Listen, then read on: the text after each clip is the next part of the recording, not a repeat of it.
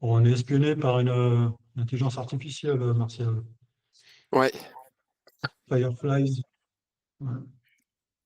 Firefly AI. ouais, je trouve ça assez pratique pour enregistrer. Ah oui. Ouais. Ouais, on va voir ce que ça donne. Bonsoir Ludovic. Bonjour. Salut. Ça va. Bonsoir. Ludovic, est-ce que tu es Crapaud? C'est moi. C'est bien toi.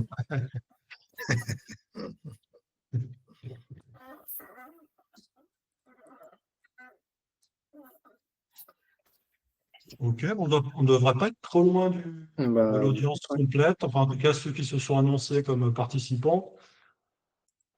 hop, je démarre l'enregistrement. C'est bon. Ok, j'imagine que tout le monde est d'accord pour faire un enregistrement. Oui, pas de souci. Oui, ok.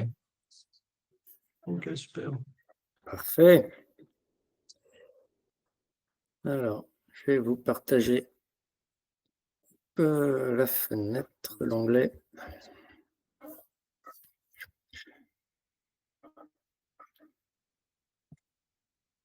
C'est bon pour vous?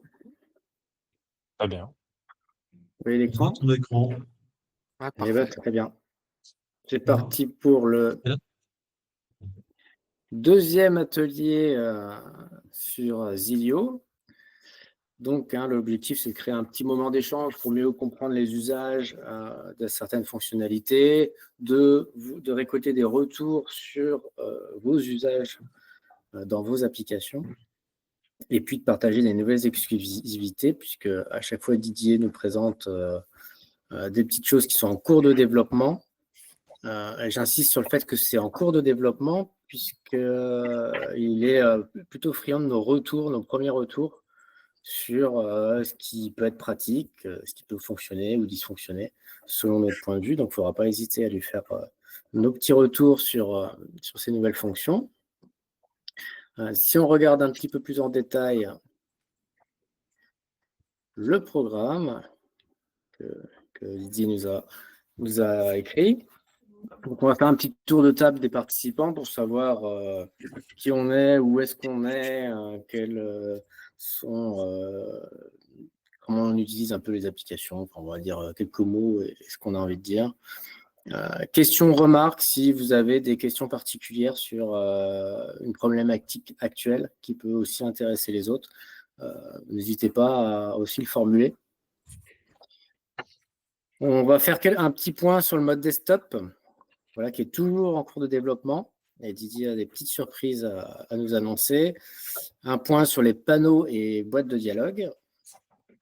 Le résultat de l'étude sur les 10 000 lignes pour les bases de données. Et après, quelques mots sur l'authentification et les automatisations. Les automations, pardon. Ah oui, j'aurais dû le mettre en français. Ouais. Ok. Petit réflexe. Bon, on va commencer par le tour de table. Je peux commencer, si vous voulez que je donne un petit peu le rythme. Emmanuel, moi je suis en Dordogne et mon métier principal c'est infographiste 3D. Donc je fais du dessin animé dans un studio à Angoulême en équipe. Voilà, donc mon rôle c'est vraiment de mettre en place les techniques de travail et après suivre les équipes. Et en même temps aussi je suis auto-entrepreneur, donc je développe des petites applications.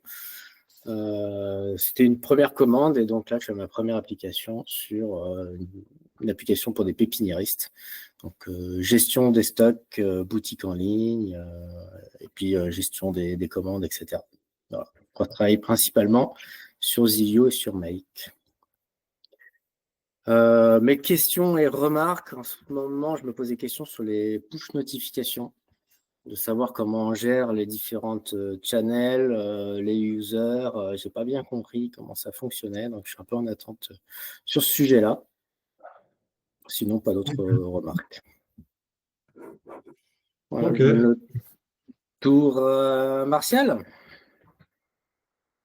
au hasard. Oui, donc Martial, je suis indépendant, on va dire en automatisation, digitalisation, avec on va dire une appétence pour les outils plutôt francophones, donc avec notamment TimeTonic, un petit peu Damas et Teco, et forcément Zilio, où j'ai basculé un petit peu les usages que j'avais de Glide vers Zilio. Pour l'instant, j'ai pas réussi à passer des projets clients. J'ai fait quelques POC où Didier m'a bien aidé et tout ça, mais qui n'ont pas réussi à être validés. Donc j'ai des usages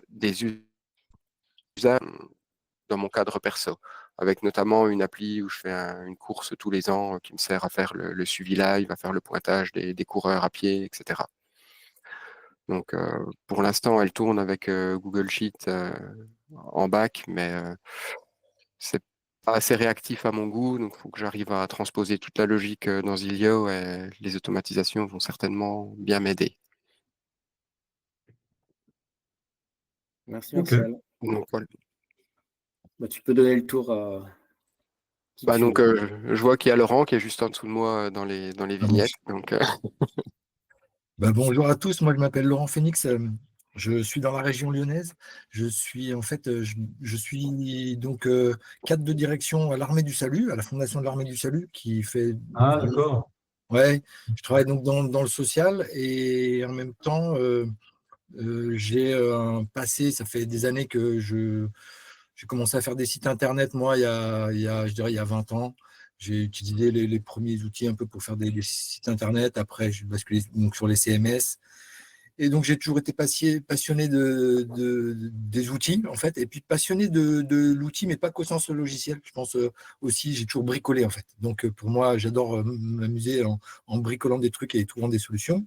Et puis, j'ai été quelques années aussi une interruption dans mon intervention. J'ai hésité à me lancer en tant que freelance. Je l'ai fait un peu.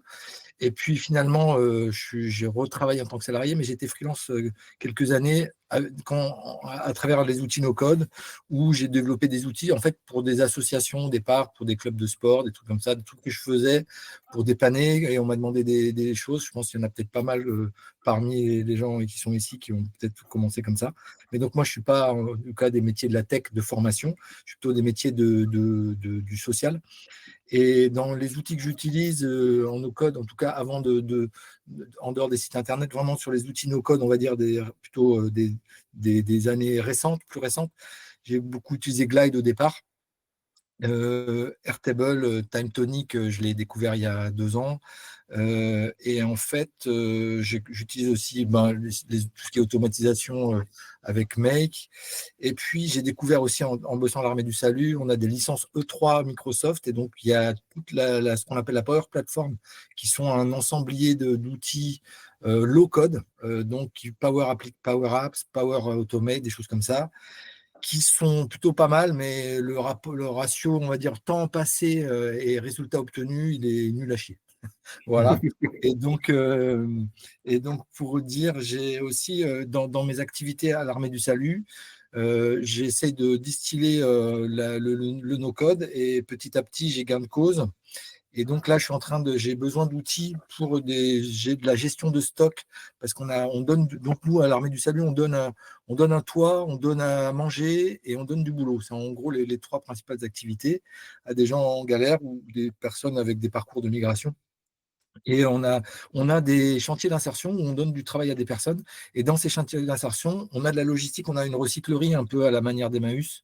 Donc, on fait des déménagements, on a du stock à gérer, des entrées, des sorties, on a des flottes de véhicules. Et donc, j'ai pas mal de sujets où, en fait, TimeTonic correspond bien à ma demande. J'ai poncé aussi l'application de TimeTonic pour voir ce que je pouvais faire avec. Et j'ai poncé récemment Zilio que j'ai découvert. Et là, je suis en train vraiment de découvrir. Et je me dis que là, j'ai un bon duo. Je tiens un bon duo. Et donc, je suis très content d'être là pour. J'aurai des questions et puis je serais curieux de voir un peu ce que vous faites. Et voilà. Donc, très content. Et peut-être j'étais un peu long, mais je voulais tout vous dire. Voilà. Merci, Laurent. je confirme Excellent. la pertinence du duo Zilio TimeTonic de plus en plus. Ouais. Tu peux transmettre la parole. Alors, du coup, je transmets la parole à Didier.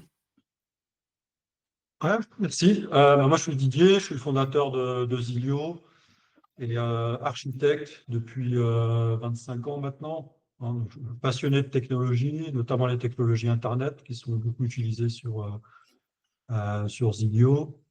Et, donc architecte et développeur.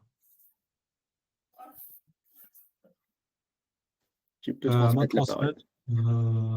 Eric? Parfait. Je vais essayer de faire court aussi, hein. Donc, formateur en no-code. Donc voilà, cette année, je forme pas mal sur tout outil, hein.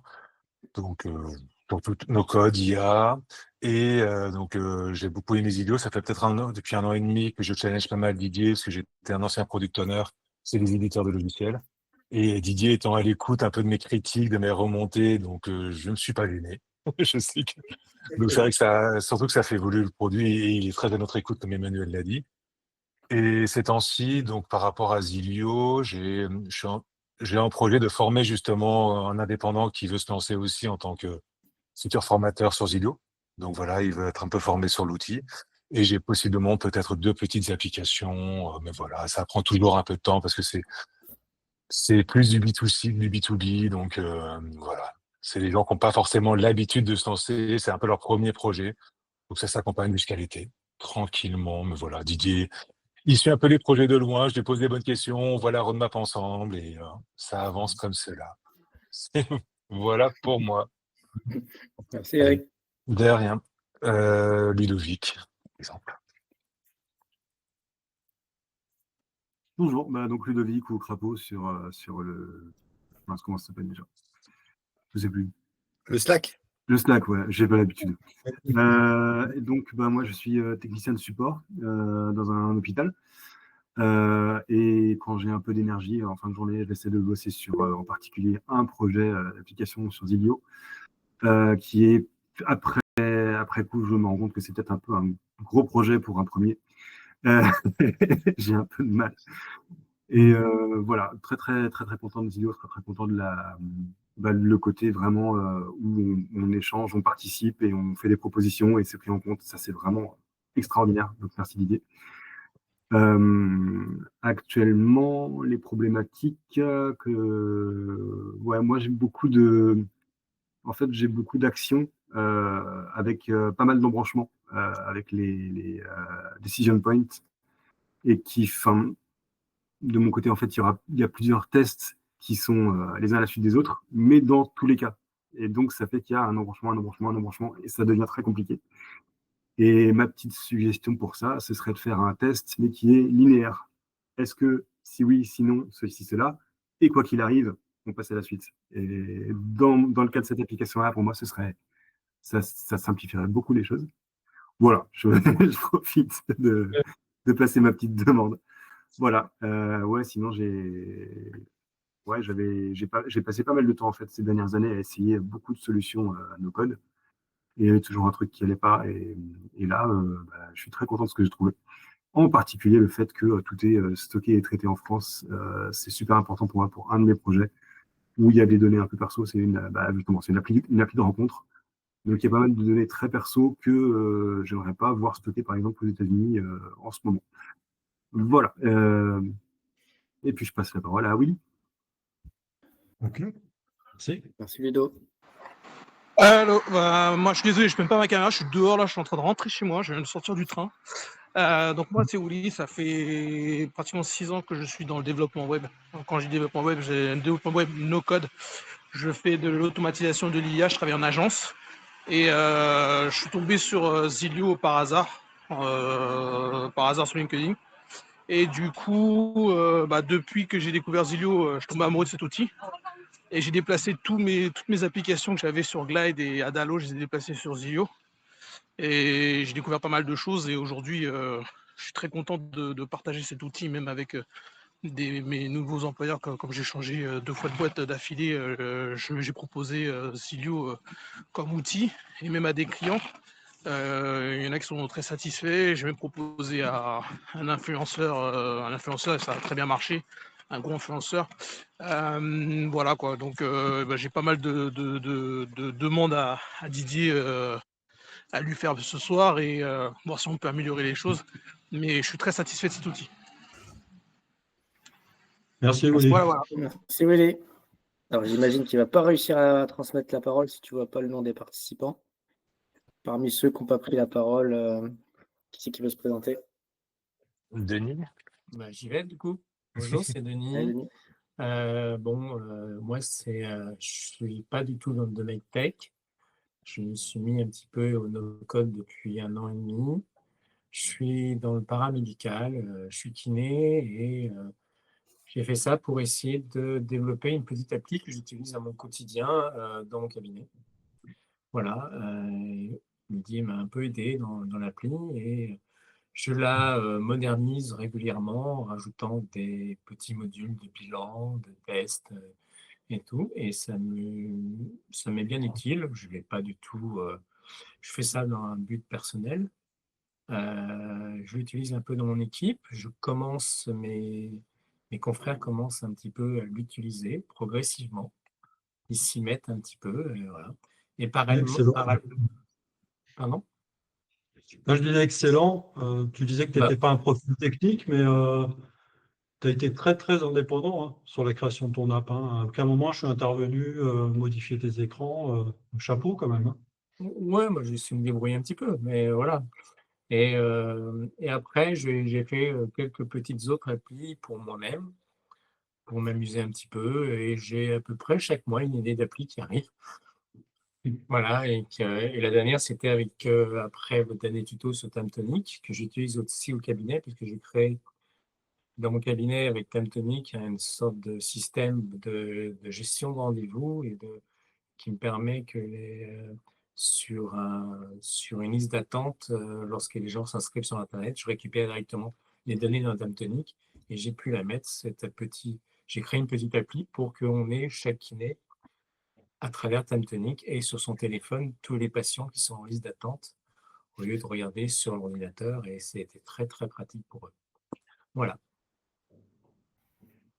Merci Denis. Eh bien, je vais donner la parole maintenant à Didier, qui va nous faire un petit point sur le mode desktop et la petite surprise. Je vais arrêter mon partage d'écran. Est-ce qu'on se réserve un peu de temps pour discuter de certains sujets donc pour l'instant, on en a évoqué deux. Ouais. On a évoqué les push notifications. Ouais. Les automatisations de Ludo. Ludovic. C'est moi que les crapauds hein, dans le Slack. Ludovic, tu as parlé de l'éditeur d'action. Tu disais que ce serait bien de le présenter différemment sur les Decision Points. Donc ça m'intéresse. Si on pouvait le regarder un peu rapidement. Est-ce qu'il y a d'autres sujets que vous souhaiterez évoquer ce soir? Moi, j'avais deux questions. J'avais une qui concerne vraiment Zilio sur un truc que j'avais mis dans le Slack, mais je n'ai pas réussi à trouver de solution, qui concerne en fait la latence. En fait. Quand je modifie, je fais une modif dans une table qui normalement, et c'est en lien avec Tamtonic. Et dans Tamtonic, j'ai un petit process et j'arrive pas ça ne se rafraîchit pas dans Zilio. En fait, j'avais une petite question là-dessus. Et puis sinon, je voulais aussi savoir s'il y avait des gens sur Lyon qui utilisent Zilio et Tamtonic. Voilà. Parce que je suis à la recherche de quelqu'un pour l'Armée du Salut. Et puis aussi parce que on a un cabinet d'assistance à ma maîtrise d'œuvre qui a travaillé avec nous. Et en fait, j'ai parlé avec leur directeur. Et en fait, ils ont besoin d'un outil qui ressemble bien au duo Tamtonic Zilio. Donc, je voulais savoir si éventuellement vous aviez des contacts ou parmi vous quelqu'un qui peut être aussi dans la région lyonnaise. Alors, moi, j'ai pas dit ma localisation, mais je suis plutôt côté est. Je suis sur Vesoul-Besançon, donc la région lyonnaise n'est pas forcément très très loin, quoi. Ok, cool. Donc, bon, à l'occasion, on peut éventuellement en rediscuter. Cool, merci. Ouais. Ok. Autre sujet à évoquer ce soir? Bon. Des questions, ça peut être des remarques, des points positifs. Le sujet qu'on a évoqué tout à l'heure, Didier, peut-être sur la vidéo YouTube qui ah oui, c'est vrai. Lorsque je le mets sur l'appli, lorsqu'elles sont sur le, comment tu appelles ça, aide-moi, Didier. L'orientation ne se fait pas bien suivant quand tu la télécharges sur ton écran d'accueil ou si tu la mets en lien, voilà. Et donc, quand on la télécharge sur l'écran d'accueil, l'application, j'arrive pas à retourner, je n'arrive pas, ça se met pas en horizontal, on n'arrive pas à ouvrir les applis YouTube, alors c'est un peu dommage. Alors quand on la met simplement en lien sans la télécharger, ça se passe très bien. Ok. C'est pas vraiment un bug, c'est un choix fonctionnel. un Donc choix, on va ouais. en parler. Il y a plusieurs possibilités, donc on pourra évoquer quelle est la meilleure.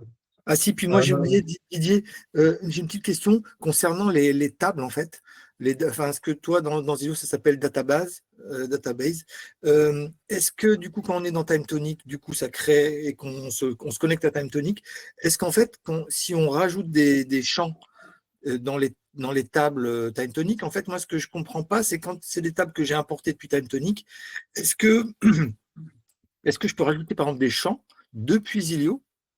Et si oui, où sont ces champs? Est-ce qu'ils restent dans Zillow? Est-ce ils peuvent du coup être en même temps que les tables qui apparaissent dans Zillow? Je ne sais pas si elles sont dans Zillow ou TimeTonic en fait. C'est un peu mystérieux ça. Si tu peux m'éclaircir ce truc-là. D'accord. Je ne sais pas si ma question est claire, mais Ouais, bon, il est tard. Hein. Et oui, c'est bien les visios à cette heure-là, parce que souvent les trucs se font en journée et je trouve ça très bien l'horaire. Parfait. Ouais, Il y a Thierry je qui nous a rejoint. Pardon. Ah, pardon, Emmanuel. Je disais qu'il y avait Thierry qui nous avait rejoint. Oui, Thierry. Est-ce que tu nous entends, Thierry? On voit que ton micro est en mute, au cas où. Et Willy, apparemment, tu avais plein de questions que tu nous as dit tout à l'heure. Je ne sais pas si tu voulais en préciser quelques-unes maintenant. En fait, au fur et à mesure je vais déjà voir la présentation au niveau du desktop, parce qu'il y a beaucoup de questions là, sur ce sujet-là déjà dans un premier temps. Voir déjà ce que Didier nous a concocté. Et puis après ça, je pense que les questions vont fuser par la suite. Parfait. Très bien. Merci. Didier, la parole est à toi. On a deux questions à propos de TimeTonic et Zillow. Je vous propose de commencer par celle-ci, on les regroupe. Et l'une qui concerne le rafraîchissement des données et l'autre, la structure des tables TimeTonic. Quand on rajoute une colonne dans TimeTonic, que se passe-t-il dans Zillow? Je peux vous montrer. Je vais partager mon écran.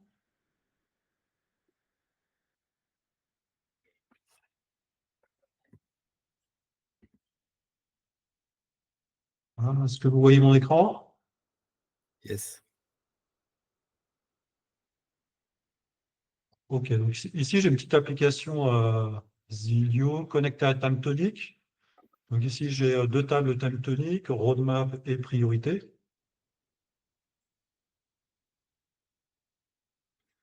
Voilà. Alors il faut savoir que Zillow implémente un cache de données sur le serveur qui fait en sorte de ne pas requêter les API TimeTonic à chaque fois qu'on souhaite afficher une donnée. Donc quand on vient dans l'éditeur ici, les données sont déjà en cache. Et en fait, TimeTonic n'est pas sollicité à chaque fois qu'on souhaite afficher des données, et notamment, évidemment, si vous avez 50 utilisateurs, 100, 200 utilisateurs, les 200 utilisateurs ne vont pas à chaque fois faire appel aux mêmes données dans les tables TimeTonic.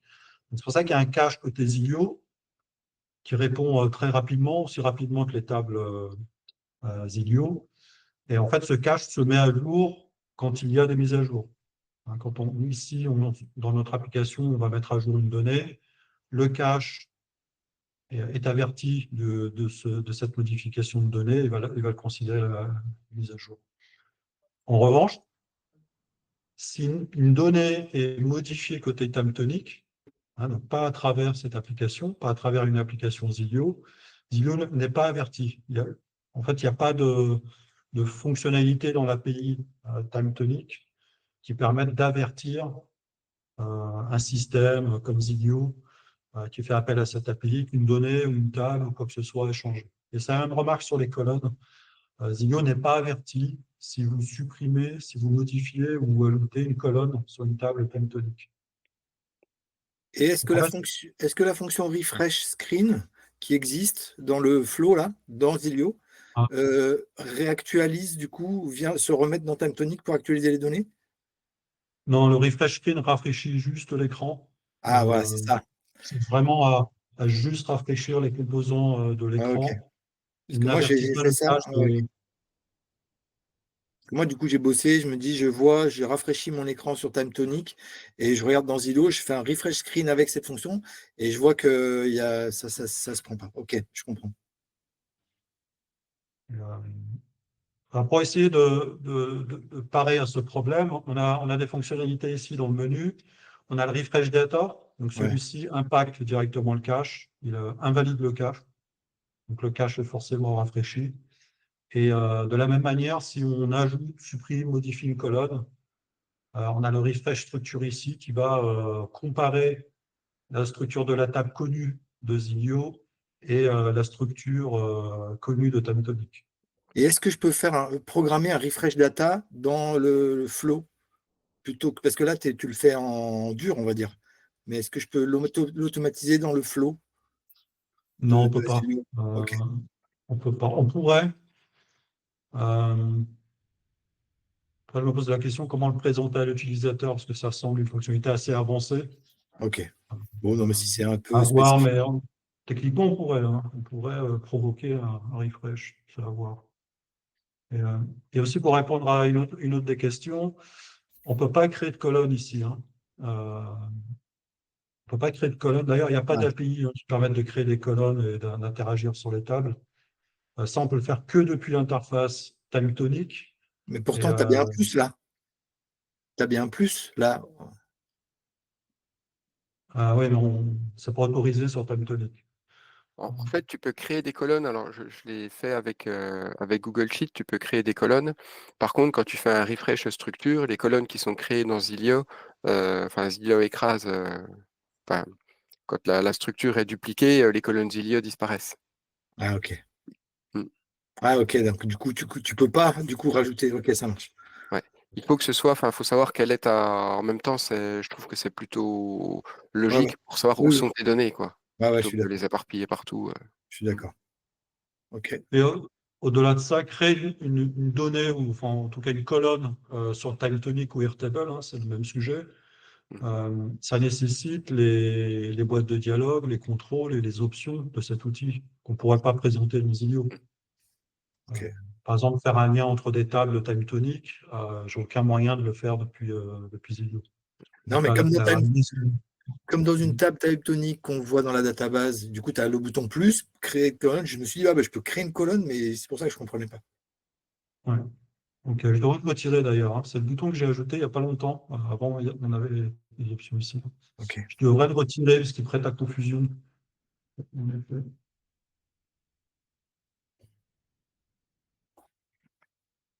Ok. Et pour info, normalement, dans quelques jours, on devrait voir en production le premier, je pense, enfin, moi, je ne suis pas au courant, mais le premier projet Zilio Timetonic. Voilà, je ne peux pas trop en parler. Moi, je n'ai pas demandé l'autorisation d'en parler, donc je ne vais pas en parler. Mais dans les prochains jours, ça va se faire.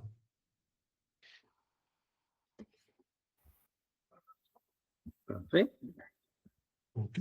On avait un autre sujet, les push notifications, Emmanuel. Alors, tu avais des Ouais. questions particulières ou tu souhaites que je présente Alors, j'ai relu la documentation là, juste avant la visio. Alors, c'est indiqué que les personnes, les utilisateurs, peuvent s'inscrire à des canaux de diffusion et qu'ils peuvent s'inscrire à des canaux premium, enfin, des différents canaux que l'on nomme. Et nous, on peut envoyer des notifications aux utilisateurs par rapport aux différents groupes, aux différents canaux dans lesquels ils sont inscrits. Mais je ne comprends pas où est-ce que tu gères ça, où est-ce que tu peux avoir ta liste des différents canaux, savoir qui est inscrit à quel canal. En fait, c'est un peu obscur, ça. Tu vois que dans la notification, dans la documentation, tu vois, il y a internal user comme canal qui existe. Mais tu n'as pas la liste si c'est des canaux par défaut, ben, on n'a pas la liste de tous ceux qui existent, où est-ce qu'il faut en créer et comment. Ok. Donc, en fait, les notifications, donc, elles permettent d'envoyer des notifications de mobile à mobile ou bien de desktop à mobile. Ça fonctionne aussi comme ça. Et en fait, on doit forcément passer par une étape d'enregistrement, d'enrôlement, donc le subscribe. Ici, et du coup, ce subscribe ici propose 2 paramètres qui semblent assez obscurs, hein. C'est pour ça qu'on a essayé de le documenter, hein. En tout cas, effectivement, c'est pas évident de le rendre hyper explicite. Peut-être ajouter des descriptions ici qui indiquent le rôle de chacun des champs, sachant qu'ils sont optionnels. C'est-à-dire qu'ici, quand je dois réunir un subscribe, je ne suis pas obligé de les renseigner. Et pourtant, on pourrait croire qu'ils sont nécessaires. Donc, en fait, le channel ici, c'est complètement arbitraire. C'est à vous de décider de définir ici un nom de channel. Ok. Donc, ça peut être un groupe d'utilisateurs internes, externes, ça peut être des habitants, ça peut être des administrés, ça peut être ça dépend complètement du métier que vous adressez. Ça peut être des conducteurs, ça peut être des passagers. C'est à vous de définir ici un groupe d'utilisateurs. On aurait pu l'appeler groupe d'utilisateurs aussi. En fait, l'idée, c'est de dire, je définis un canal avec un nom arbitraire, et lorsque la push notification est envoyée, elle va être envoyée à tous les utilisateurs qui sont enregistrés sur ce canal. D'accord, donc le canal, c'est forcément un groupe d'utilisateurs. On ne peut pas dire que le canal, c'est par exemple une fonction. Donc j'envoie la notification quand c'est supprimé ou quand c'est ajouté. Ouais. Donc là, par exemple, ici, vous pourriez dire je souscris aux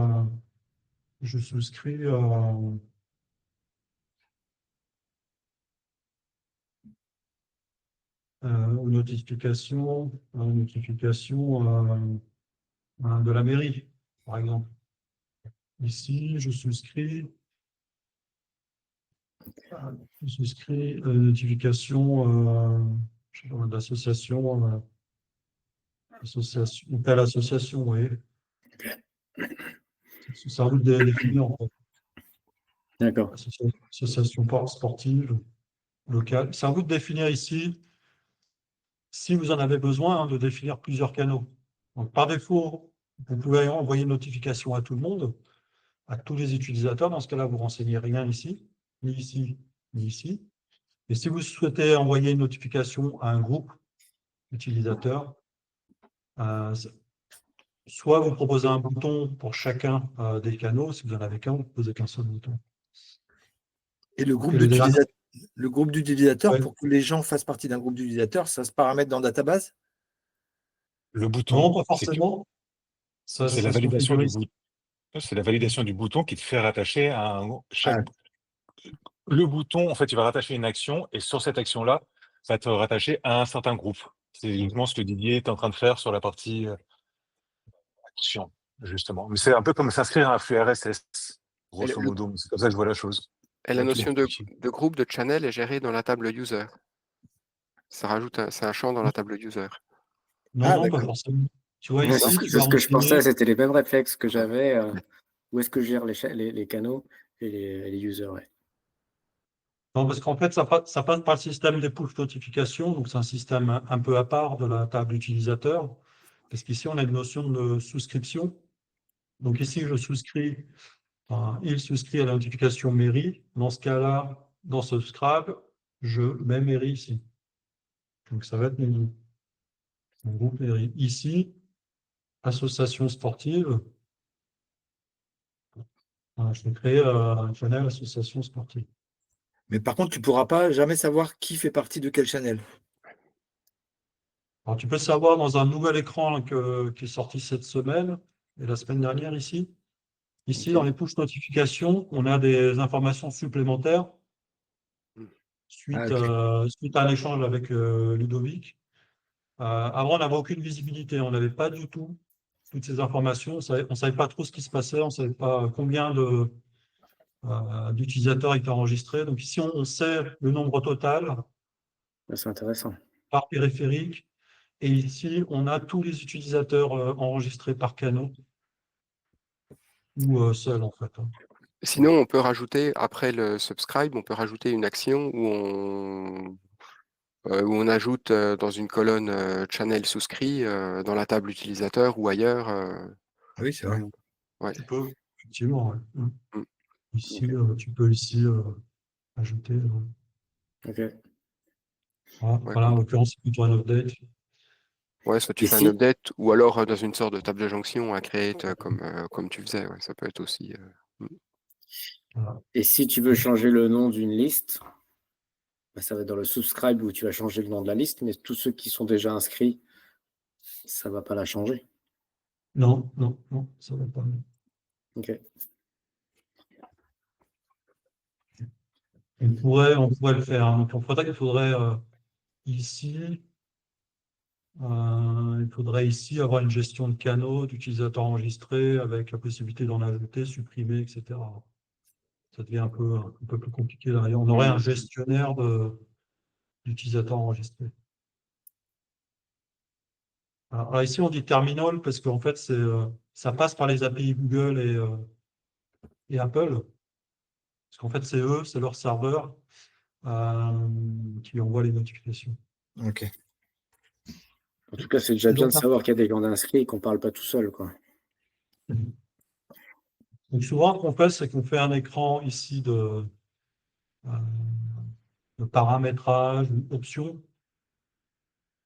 Hein, dans l'application, on crée un écran d'options, ou paramétrage, ou mon compte, où ici, on va souscrire à ces différents canaux. Et puis un peu plus tard, lorsqu'une action, imaginons qu'ici, un post envoyé post. Donc ici, on envoie un post intéressant pour cette audience. Dans ce cas-là, imaginons ici qu'on envoie un mail. On envoie un mail et ici, je vais pouvoir par la suite, juste derrière mon mail, envoyer une push notification. Là, par exemple, je vais l'envoyer au channel mairie, si le mail concerne ce sujet.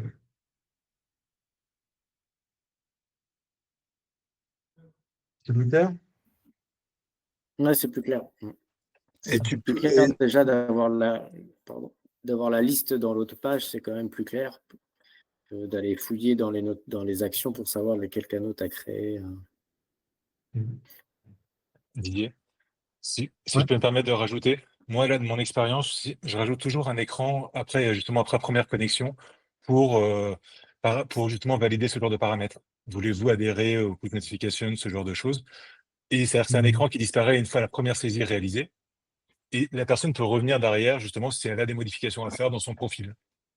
Mais c'est une sorte d'écran semi-obligatoire dans l'étape de onboarding de l'application. C'est vraiment un élément que j'ai rajouté. Je fais un peu un fond flouté et tout, comme si c'était une pop-up qui passait au-dessus de l'écran, avec quelques paramètres dessus. Emmanuel, c'est comme ça que j'ai l'habitude de faire, en tout cas. Ok, merci. C'est une bonne idée. Ouais. Moi, ça montre que la fonctionnalité est présente dès le début. Ouais. De toute façon, il n'y a pas le choix qu'ils doivent le valider. De toute façon, voilà. Donc, Ouais. s'ils ne valident pas l'acceptation d'utiliser les push notifications, ils les auront pas derrière. Donc, c'est une Ouais. étape qui est primordiale, en tout cas, dans le process. Si c'est important pour l'application. Ouais, j'avais créé une application événementielle. J'avais partagé ça sur Slack, ce que j'avais fait. Et donc, effectivement, pour être au courant qu'il y a un changement d'horaire sur un spectacle qu'on veut voir, un nouveau concert, un nouvel événement, c'est hyper important d'avoir ces notifs-là. Mais merci Didier, c'est un peu plus clair maintenant. Enfin, c'est plus clair. On fera évoluer en fonction de nos usages. On n'hésitera pas à le faire évoluer comme on l'a fait récemment. Un autre sujet, c'est sur l'éditeur d'action Ludovic. Alors, tu disais, imaginons ici une série d'actions avec un decision point. Ici, Pour ceux qui on n'ont pas aurait une suivi action. pour ceux qui n'ont pas suivi le Slack, il a dit qu'il avait tout cassé de mémoire. Pour mettre en contexte. Excuse-moi, Didier. Non, je t'en prie, pas de souci. Donc, Ludovic, du coup, je n'ai pas bien saisi ta proposition. Tu parlais de recouvrement. Ouais, c'est un autre sujet encore, mais si tu veux, si tu mets à la place de mets ton decision point avant le refresh screen, si tu veux bien. Voilà. Et tu vois là, si à la place du refresh screen du bas, il y a un autre decision point, on va avoir un chevauchement. Ah, Et moi, j'ai beaucoup de choses comme ça. Donc, je ruse en mettant des decision points si 1 égale à 1, et ce sera toujours true, donc je peux décaler pour espacer, mais c'est pas évident. Bon, ça, c'est le premier. Mais ce dont je parlais tout à l'heure, c'est pas exactement ça. C'est surtout que moi, j'ai beaucoup de cas où il y a un est-ce que A ou pas. Ensuite, il y a un est-ce que B ou pas. Ensuite, il y a un est-ce que C ou pas. Mais j'ai souvent besoin d'avoir tous les choix possibles. Et du coup, ça me multiplie, ça me multiplie. Et pour ça, le decision point n'est pas super adapté parce qu'il faut recréer chaque cas avec toutes les actions qui suivent. Je ne sais pas si je suis clair. Et donc, je pense qu'en complément du decision point qui est très bien pour ce qu'il est, ce serait chouette d'avoir un if où tu as, si le cas, oui, il y a une série d'actions qui est effectuée, et de toute façon, on passe à la suite. Soit c'est effectué, soit c'est pas effectué, mais de toute façon, on poursuit. Tu vois, c'est pas si oui, on fait un truc, sinon on fait un truc. C'est si oui, on fait, et quoi qu'il arrive, on continue. Voilà. Ma C'est-à-dire proposition. on aura une branche ici, là, tout en haut. ouais, c'est une sorte de pass-through, quoi. C'est-à-dire Ce serait pas vraiment une branche, ouais, c'est une option sur le decision point qui dit même si l'action n'est pas bonne, tu continues. ouais, il n'y a pas de yes no. C'est si oui, tu effectues telle série d'actions, et quoi qu'il arrive, tu passes à l'action suivante. Il y a toujours un decision point, hein, faut que je comprenne bien. Pas vraiment. En fait, mettons que en fait, ouais, comment dire? Moi, je vois ça comme une parenthèse, si tu veux. Au lieu de ton decision point, oui, non, tac, tac, comme ça, tu auras plutôt test. Si oui, ce qui est dans la parenthèse va être effectué. Et de toute façon, que ce soit vrai ou pas, on passe à la suite. Donc, je prends un exemple, je sais pas. Ben voilà, si l'user a souscrit aux notifications, j'envoie une notification. De toute façon, quoi qu'il arrive, je reviens à la page d'accueil. Qu'on envoie ou non la notification, tu vois. Est-ce que ça fait pas un fonctionnement un petit peu similaire au routeur de Make? Enfin, je sais pas si tu utilises Ouais, j'ai pas beaucoup utilisé Make. que tu décris, où en fait le routeur il prend ton flux, il prend le premier chemin, enfin tu définis ton ordre, il prend le premier chemin et après, quoi qu'il arrive, s'il répond aux conditions, il prend le deuxième, il prend le troisième, il prend le quatrième. Donc après, tu gères avec des filtres. Si tu mets pas de filtre, tout passe par le deuxième chemin. En fait, justement, là, pour Donc moi, il n'y a tu pas de mets ta chemin. C'est condition. vraiment, pour moi, là, Ouais, c'est donc une ligne droite. Mais chaque if, c'est bah, j'effectue ce bloc ou pas. Mais quoi qu'il arrive, je passe au bloc suivant. Ouais, c'est pas des chemins différents, c'est juste sur l'action suivante, en fait. C'est ça. C'est ça que je C'est ça. comprends, moi, dans l'explication de Ludovic. C'est pour ça que tu parles du côté linéaire. C'est vraiment juste, Ouais. on l'a fait ou on la saute en fonction de la critère de filtre. On a un critère de condition, quoi. Mm. C'est comme ça que ouais. Techniquement, je ne sais pas, mais. Ouais, ce serait une sous-routine, quoi. C'est-à-dire qu'on veut effectuer des actions ici. Ouais. Ok, ok. Et puis là, pendant qu'on parle du decision point, la possibilité aussi que ce soit pas juste du booléen, qu'on puisse avoir plusieurs actions possibles, et ça pourrait peut-être résoudre le problème des chevauchements des branches, ça, ou en tout cas partiellement. Et je l'ai déjà dit, et des boîtes de dialogue modifiables qu'on peut agrémenter aussi. Mais bon, ça, il le sait déjà, Didier. Je dis à haute voix au cas où. Rappel. Ouais, le switch était prévu, je crois qu'il est dans le backlog, le switch. Hein. C'est un composant de contrôle qui permettrait d'avoir plusieurs branches au lieu d'en avoir deux, 3, 4, 5. Ok. Et pour les chevauchements, en fait, il est prévu que cet éditeur, en fait, on puisse déplacer nos actions dans l'espace. Aujourd'hui, c'est figé. Et à la façon de Make, en fait, on va pouvoir les déplacer à notre convenance. Les regrouper, les déplacer. Donc ça permettra de résoudre des problèmes de chevauchement. C'est pour ça qu'on ne les résout pas.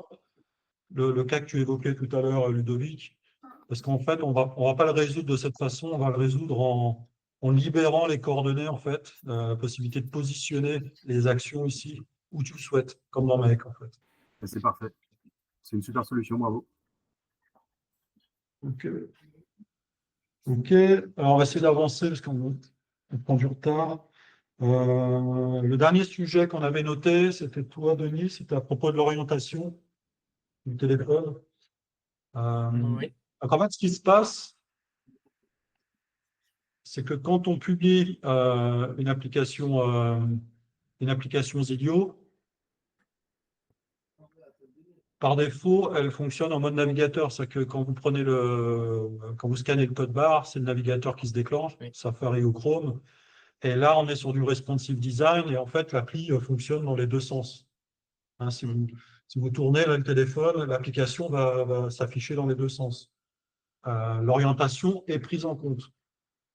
En revanche, si vous l'installez, cette fois-ci, l'orientation qui est prise, elle s'appelle orientation naturelle. C'est ce que je te disais, Denis, Oui. ce matin, je crois. C'est l'orientation par défaut du périphérique. Donc sur mobile, ça va être vertical. Sur tablette, ça va être horizontal. Et c'est ce mode voilà, naturel. Et donc, c'est ce qui t'empêche, Denis, de commencer ta navigation en verticale.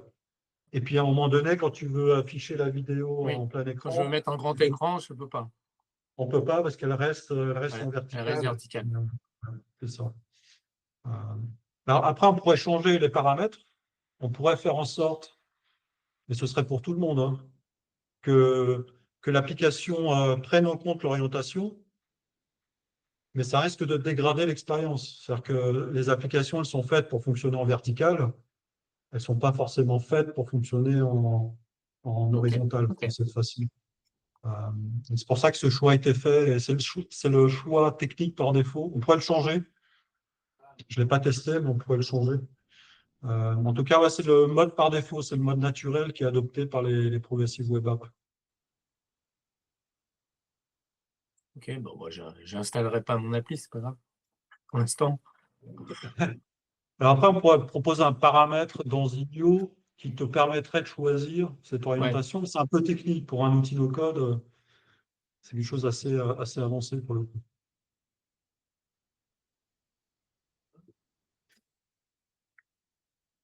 Voilà. Emmanuel, est-ce qu'on a couvert toutes les questions? Est-ce que je peux Je sais intercaler une que- toute petite Il me proposition? semble. Oui, oui, Ludovic. Vas-y. Je vois ton onglet Vas-y, Bito. Zilio Backlog. Et est-ce qu'on pourrait avoir accès en visuel seul? Parce que c'est vrai qu'on ne sait pas vraiment, enfin, ou peut-être une seule colonne de votre choix, peut-être seulement ce qui a été proposé sur le Slack. Mais c'est vrai je trouve qu'on a, quand tu nous dis ouais, c'est ajouté au backlog, ben, on ne sait pas trop où ça en est. Voilà, si on pouvait avoir un petit visuel, au moins sur une petite partie, ce serait cool. Ouais, ok. Qu'est-ce que tu appelles le backlog C'est Donc, la liste, le backlog, des futures évolutions. La liste des Ok. évolutions possibles priorisées, grosso D'accord. modo. Ouais, c'est des tickets aussi. ouais, effectivement, je dois avoir une centaine de tickets dans le backlog. J'ai pas de bug. Les bugs, on les corrige en temps réel, hein. Si vous avez un bug que nous, on analyse comme un bug, il est corrigé en top priorité. On ne cumule pas les bugs, on cumule les fonctionnalités et les demandes, mais on ne cumule pas les bugs. Et là, on doit avoir, je crois que c'est 86. Alors, je ne peux pas montrer parce que il y a des noms de projets, il y a des noms de clients là-dedans, c'est plutôt privé. Mais effectivement, l'idée d'avoir un backlog un peu plus public, ce serait, je crois qu'on a déjà parlé il y a très longtemps. Je crois que c'est avec toi, Eric. Simon. Ouais. Ok, je tiens l'idée. On pourrait voter, c'est ça? Pardon? On pourrait voter, non? C'est ça l'idée? Ou pas du tout? Déjà visualisé. Ouais. Après, Ouais, voter, pour moi, c'est une étape déjà ça, avoir, supplémentaire. Et déjà de savoir ce qui va sortir aussi un petit peu les prochains mois, prochains trimestres. Mais tu avais partagé une carte, tu avais aussi partagé un slide aussi à une époque. Donc voilà, il faut le faire régulièrement peut-être, parce que ça date de Ouais, dire c'est 6 ça. mois, un an de mémoire. Je sais plus. Ouais, ouais. Ouais, c'est un effort. Ouais. Ouais. Mais bonne idée, ouais, je retiens. Effectivement, ça vous donnerait plus de visibilité. Et je me suis permis de dire à Didier, c'est aussi d'avoir, soit sur le site web, quelque chose comme ça, mais d'avoir un peu un historique de ce qui est sorti. Parce que Didier a la fâcheuse tendance de sortir les choses vite, des fois très bien, très vite, mais on peut s'y perdre. Ou louper quelque chose et tout. Donc avoir aussi l'historique du passé, c'est aussi une bonne chose. En tout cas, je parle pour moi qui suis formateur là-dessus, c'est quand même important. Alors, on a le blog quand même. Je, C'est pas je passe pareil. du temps à mettre à jour. On a les principales nouvelles fonctionnalités dans le blog. C'est pas suffisant? Regarde. Il faut que tu fasses une automatisation du blog. En tout cas, moi, ce qui m'intéresserait pas mal, ce serait de voir aussi les applications de tout le monde. Là, j'encourage pas forcément Didier, mais les utilisateurs à partager un peu vos applications, vos avancées. Nous, on pourrait peut-être faire des conseils graphiques ou prendre des idées aussi qui sont intéressantes. Et c'est vrai qu'on Dans ne le- voit pas beaucoup d'applications. Ouais, dans le Slack, dans Slack, ouais. là, il y a un petit canal. Oui, c'est une bonne idée. Je ne me rappelle plus comment il s'appelle Sauron, d'ailleurs. non, c'est pas Random, Showcase. justement. C'est là où on peut mettre Mhm. tout notre bordel. Tu dis? Après, on peut créer Pas un entendu. nom C'est enrichissant. on peut créer un canal approprié. Il y a déjà partagé vos réalisations. Je pense que c'est ça. Pour moi, ça répond à ce que tu dis, Emmanuel. Ok. Ouais. Bah, tu as un canal général, question, et tu as un canal random. Et partagez vos D'ailleurs, c'est réalisations. moi qui avais posté un truc sur mon appli. Est-ce que tu as tous Ouais. les canaux, Emmanuel? Ah, Est-ce que tu as c'est pas partagé ça, moi. Non, bah regarde, peut-être que tu l'as pas activé. Parce que tu as déjà partagé vos réalisations. Ah, je l'ai pas. J'ai que 3 canaux, moi. Tu Ouais, peux moi aussi. cliquer. Et comment Je ne l'avais pas non plus, merci. Je ne savais pas qu'il existait. Vous mettez ajouter un canal, Et- parcourir les canaux, et normalement, il doit y être si vous ne l'avez pas déjà affecté. Bah, Et j'imagine. plus ajouter un canal, et tu le trouves. Mais la création de ce Plus canal a ajouter un dû canal et tu mets arriver. parcourir. Non, depuis le début. Je suis Ah arrivé ouais. il y a pas mal, je suis arrivé il y a Ah 2 ans. ouais. Je suis arrivé il y a 1 an et 2 ans, il a toujours Ah été là. ouais. Ah bah merde. Mais il n'y a Je viens rien. de le découvrir Vide. aussi. Donc, Voilà. Ah, bien vu, je l'avais pas vu. C'est l'occasion Moi, de je le sais pas vous, remplir mais moi, alors. Est-ce que Didier, Ouais. quand quelqu'un s'inscrit sur Slack, est-ce que tu as. J'ai pas vu. Didier? Ouais, ta voix coupe un peu, Manuel. Ouais. Attends, je vais pas bouger. Ah oui, partagez vos réalisations, ça y est. Merci, très bien. Mais est-ce que dans les paramètres de Slack, tu as fait en sorte que tout nouvel utilisateur était forcément inscrit à ce canal-là? Non. J'ai rajouté questions. Donc, tout le monde a été rajouté dans le canal questions. Ouais. L'idée, c'était de partager justement les questions et les réponses. Effectivement, celui-là n'y est pas. Je vais l'ajouter. Et moi, je voulais juste dire un truc, je suis un peu old school, mais c'est vrai que Slack, c'est très bien Slack. C'est juste le problème, c'est que moi, je sais pas vous, mais je n'ai pas l'offre payante parce que je ne trouve pas assez l'utilité. Et que finalement, je pense qu'il y a plein de choses intéressantes qui datent d'il y a plus de 3 mois. Et je trouve ça pénible. Les anciens forums étaient certes pas très beaux, mais ils avaient le mérite au moins de garder 5 ans d'histoire. Ouais, c'est Mais- dommage. C'est super cher, hein, Slack. Je crois que c'est Ouais, 8 € par utilisateur. ouais, Enfin, c'est abusé en plus le prix. Ouais, franchement. ouais. Ouais, tu payes par utilisateur et donc c'est le propriétaire du canal qui va payer. Et, ça peut être très très cher. T'imagines nos codes France, combien ça coûterait? Ouais. Il faudrait bien. Il faudra le faire en Zilio, en fait, sur Time Tonic. Mais c'est une galère, Et- non? On enchaîne, Didier? Euh, Il est ouais, ok, presque merci, parce que 22 le heures. temps passe. On va déborder un peu, mais Mhm. si personne n'a rendez-vous. Ok, donc il y a d'autres sujets à évoquer. On va faire un point sur le mode desktop. Donc le mode desktop, vous l'avez un peu déjà découvert, parce que c'est une fonctionnalité qui arrive au fur et à mesure. Donc le mode desktop progresse. Ceci dit, on était très occupés là, au mois de mai. On a eu 3 projets clients. En fait, on a accepté 2 projets clients à la suite. Et en fait, il y en a un troisième qui s'insérait entre les deux, donc c'était assez compliqué. Donc c'est pour ça que c'est début mai, là, on n'a pas été hyper productif sur le produit. En tout cas, ça a permis d'enrichir Zilio avec des nouveaux cas d'usage. On a aussi fait des correctifs dans Zilio. Et donc, avec trois nouveaux projets clients, alors pas trop, ouais, c'est 2 clients existants qui ont demandé 2 autres applications, plus un troisième nouveau. Et voilà, c'était une période assez difficile, beaucoup de travail, en plus de la maintenance et du support de tous les utilisateurs. Mais voilà, là, on a une période un peu plus calme, donc on peut revenir sur les fonctionnalités produits, et notamment le mode desktop. Donc, le mode desktop, il y a encore pas mal de choses à faire, même si on a déjà beaucoup fait. La prochaine étape qui va arriver, c'est la possibilité d'avoir des containers. Donc, la possibilité d'avoir des composants côte à côte en ligne, plutôt que forcément en vertical. Parce qu'il est vrai que le mode desktop aujourd'hui, il fonctionne. Je dis ça par opposition à Zilio l'année dernière, ou Zilio il y a 2 ans, où le mode desktop correspondait à n'importe quoi parce que les composants n'étaient pas responsives. Et le mode desktop fonctionnait pas du tout, en fait. C'était juste un agrandissement du mode mobile sans responsive. Aujourd'hui, il fonctionne. En revanche, il n'est pas très bien exploité parce qu'on se retrouve avec des composants qui occupent toute la largeur.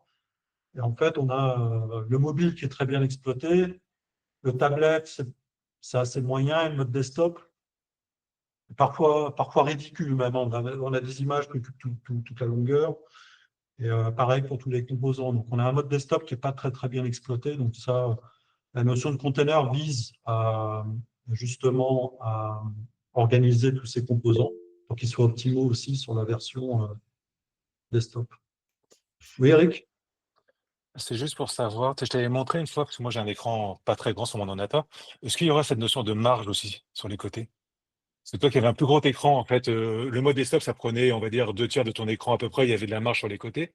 Et moi, ça prenait l'ensemble, ce qui fait que tout le texte était vraiment collé à gauche et à droite de mon écran, quand j'avais montré les captures d'écran de mes tests. Est-ce qu'il sera possible à un moment de faire un margin, un truc un peu comme ça? Désolé, je connais pas tous les bons termes techniques. Mais pour s'assurer qu'il y aura toujours de l'espace avec les bords de l'écran, quoi. Une sorte d'espace minimal, ou parce que sur les petits écrans, ça avait posé problème sur les premiers tests. D'accord. Bah, écoute, on va regarder. Je vais vous montrer une démonstration. C'est une version de développement. Puis justement, on va pouvoir. L'idée, c'est de recueillir des retours. Et donc, on va pouvoir discuter de ce sujet. Donc, il y a le premier sujet, ce sont les containers. Ensuite, on aura 2 nouveaux composants qui vont arriver. On a le composant Table Edit, donc la possibilité d'éditer les tables. Donc, c'est un enrichissement du composant Table qui existe aujourd'hui, qui permet juste d'afficher. Et on va voir le composant Kanban aussi qui m'a été demandé, qui lui est vraiment très approprié pour le mode desktop. Et par la suite, on ajoutera d'autres composants. Et pour finaliser le mode desktop, on a une nouvelle notion qui arrivera, qui n'existe pas encore. Ce sont les panneaux et les boîtes de dialogue. Donc, ça rejoint un sujet que tu as évoqué, Eric, très brièvement. Donc, ça va être la possibilité pour vous, dans l'éditeur, de créer des écrans, comme vous le faites aujourd'hui, et vous allez avoir la possibilité de créer des boîtes de dialogue, en plus des écrans. Donc, en fait, l'espace de travail va contenir à la fois des écrans, des boîtes de dialogue et des panneaux. Donc, une boîte de dialogue, c'est quelque chose qui vient par-dessus. Un panneau, c'est quelque chose qui vient sur le côté Cool. ou qui vient du bas. Ça sera configurable.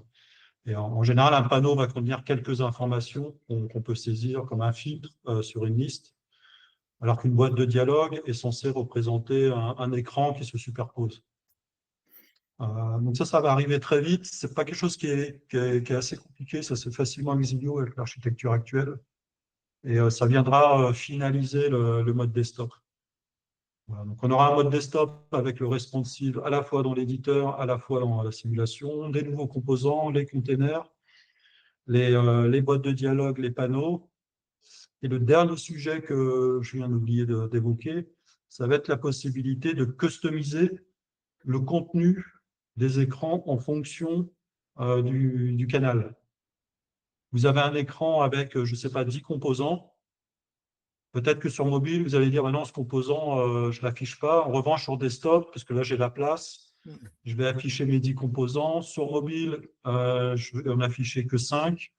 Et peut-être que sur mobile, je vais avoir un composant de synthèse à la place que je n'afficherai que sur mobile. Vous allez pouvoir... on est vraiment dans la finalité du responsive design. Le responsive design, c'est deux choses. C'est la possibilité d'adapter en fonction de la largeur. Donc ça, on le fait déjà. Mais c'est aussi la possibilité d'afficher des composants spécifiques au canal. On peut déjà le faire, ça, avec les conditions, avec la visibilité. Parce que maintenant qu'il y a la possibilité, maintenant on sait si c'est tablette, ordinateur ou mobile. On peut dire visible si c'est sur mobile ou visible si c'est sur ordinateur, non, Didier? Ouais, Logiquement. mais ça t'oblige, c'est un peu un contournement, parce que ça t'oblige à créer une condition d'affichage. Ok, Alors là, ce sera intégré nativement à l'outil, tu le feras en un clic.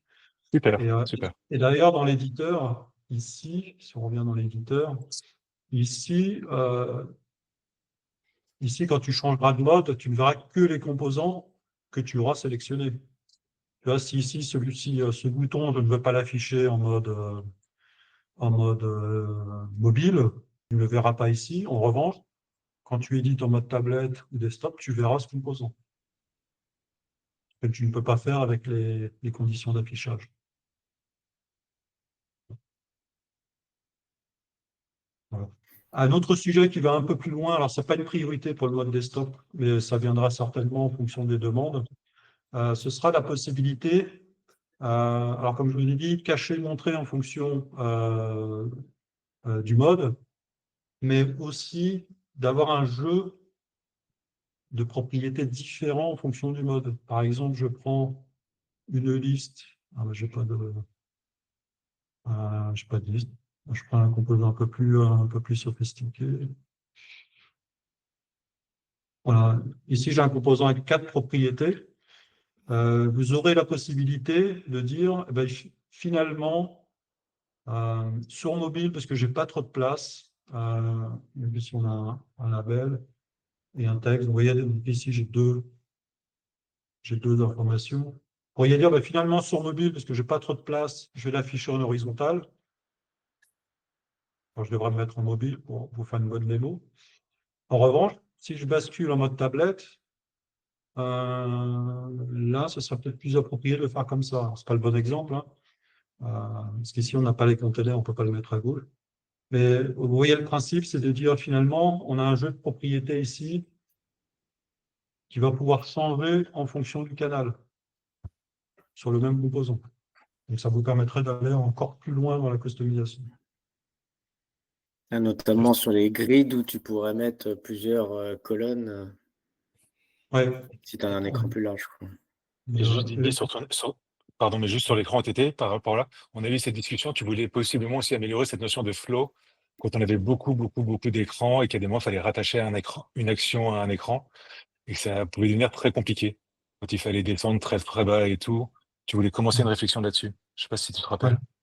Donc voilà, c'est juste, je le dis à haute voix aussi, s'il y a d'autres personnes qui étaient un peu confrontées à ça, bien sûr. Emmanuel ou d'autres, où il faut rattacher un bouton avec un écran qui est vraiment tout en bas et tout, donc c'est assez galère quand on est sur portable, sur ordinateur, portable, ce genre de choses, quoi. Voilà. Ouais. Et ça va au-delà de la configuration je dirais spatiale d'un composant comme horizontal, vertical ou grande image, petite image. Ça peut être aussi la donnée. Vous pourriez très bien décider, alors je ne sais pas la bonne appli ici, mais vous pourriez décider ici sur mobile, j'affiche telle donnée, mais sur peut-être que dans mobile, je vais afficher une description courte, mais si je bascule en mode tablette ou desktop, j'affiche une description longue de mon produit.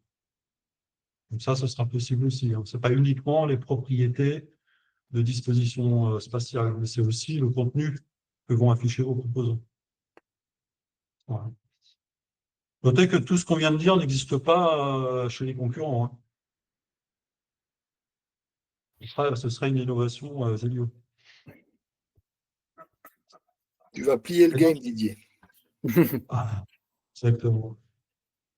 Alors, à propos des containers, est-ce que vous voulez une démo? Oui, bah oui. Je bascule sur l'environnement de dev. Donc ici, c'est mon PC hein, qui joue le rôle de serveur. Voilà, on va supprimer ça, on va supprimer ça. Je vais créer un écran. Voilà. Alors, c'est en cours de dev, hein, il va y avoir plein de bugs. Hein. Soyez pas inquiets, c'est pas encore en production. Et ici, alors on va afficher ici une liste. Hein, ah non, j'ai pas pris, ok. J'ai pas pris la bonne app. On va prendre container. Donc, je crée un premier écran dans lequel on y met une liste. Donc, j'ai une table de produits. On y est. Et ensuite, je vais. Alors, dites-moi si je vais trop vite, hein, comme j'ai un peu l'habitude, je vais un peu vite. Et ici, je crée un écran de détail. Voilà. Et là, ce qu'on aimerait bien faire, c'est finalement en mode tablette et desktop. Alors, en mobile, on pourrait le faire en 2 écrans. Mais en mode tablette et desktop, on est d'accord qu'on aimerait bien faire ça, en fait. On aimerait bien afficher les Ah deux oui, côte oui, à côte. oui. Et finalement, je sélectionne ici et ça se rafraîchit à droite. Mm. Euh, donc ça, c'est possible avec les containers qui arrivent bientôt. Donc je vais vous montrer. Donc ici, je vais agrandir l'écran et on a ici une nouvelle notion de container. Ils vont pas forcément être présentés de cette façon-là. Hein. Je me pose la question de créer une nouvelle section ici où on aurait écran, componente, container. Ah oui. À voir. Parce que techniquement, c'est vrai que ce sont des composants, mais on n'est pas forcé de les afficher sous forme de composants. Donc ici, je crée un container. Voilà, il peut avoir un libellé, mes produits, ou catalogue. Enfin, c'est optionnel. Hein. Ici, je définis le nombre de colonnes. Mais ce ne sera pas que ça, hein, parce qu'on souhaite aussi définir des comment j'allais dire layout, mais en français disposition. On pourrait dire j'ai ma première colonne qui occupe un tiers de l'écran et ma deuxième colonne qui occupe les 2 autres tiers. Ouais. Ou j'ai 3 colonnes, j'en ai une petite à gauche, une grande au milieu, une petite à droite. Hein, donc ce ne sera pas forcément régulier comme vous pouvez le voir ici. À voir comment le représenter. Donc ici, je vais avoir besoin d'icônes spécifiques pour que ce soit plus parlant que juste des numéros.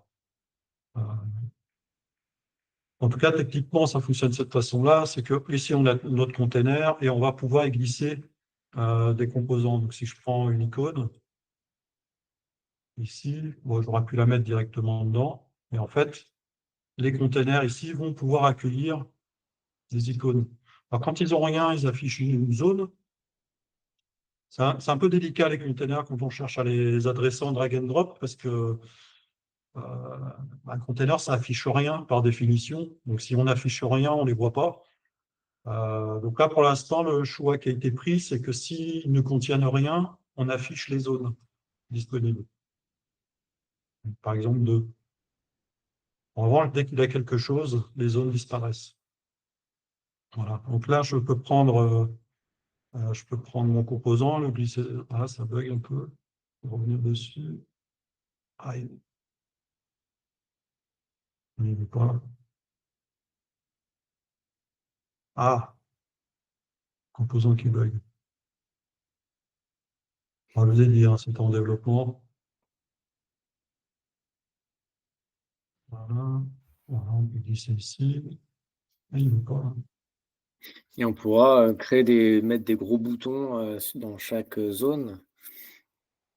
Parce que ça, moi, je vois une utilité, je dois faire une application pour des forestiers. Donc, quand tu es en forêt, d'avoir des tout petits boutons, c'est un petit peu pas très pratique. Et je voulais faire des gros boutons. Et avec ça, avec le layout, là, avec les containers, ça va être pratique. Quoi. Concernant les boutons, Didier m'a montré quelque chose. Lui, il met des images. Et en fait, il met une action derrière une image. Ah ouais. Tu sais, pour contrer justement cette notion de bouton préfet. Voilà, c'était au détour d'une petite démo. Il m'avait montré ça. Ouais. C'est ce qu'il fait des fois. Donc, ça peut aussi faire le job parce que les images, tu peux choisir la taille. Oui, c'est vrai. C'est un peu un. Bonne idée. Voilà. Profite pendant que Didier Le petit contournement. Ouais, ça va bien. Et donc, Didier, un container, il peut contenir plusieurs composants. Ouais, en fait, chaque zone ici, Donc j'ai 2 zones, elles peuvent contenir autant de composants qu'on souhaite. Ok. Ah ouais, d'accord. Donc là, je vais y mettre la liste. Donc là, la liste a basculé ici dans le container.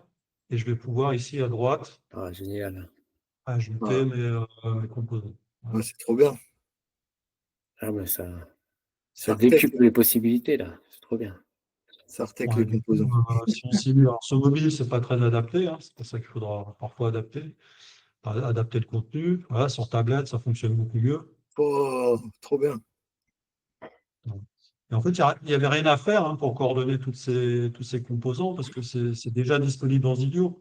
Ouais, C'est-à-dire que si tu crées un énorme écran avec à la fois la liste et en bas, toi, en dessous de ta liste, tu mets tous ces composants que tu mets en bas, ça fonctionnait déjà en fait. C'était juste une question d'ajouter des notions de container, de faire évoluer l'éditeur ici pour supporter des drag and drop dans des containers. Voilà, donc là, je peux le sortir, je peux le remettre. Vous voyez, je peux le mettre en dessous. Voilà. On a Et tous vu évidemment, que depuis le dernier atelier, maintenant, on peut faire un drag and drop directement où on veut dans l'écran. C'est-à-dire, le composant n'apparaît pas tout en dessous. C'était suite au dernier atelier. Je remercie Didier C'est là-dessus. super.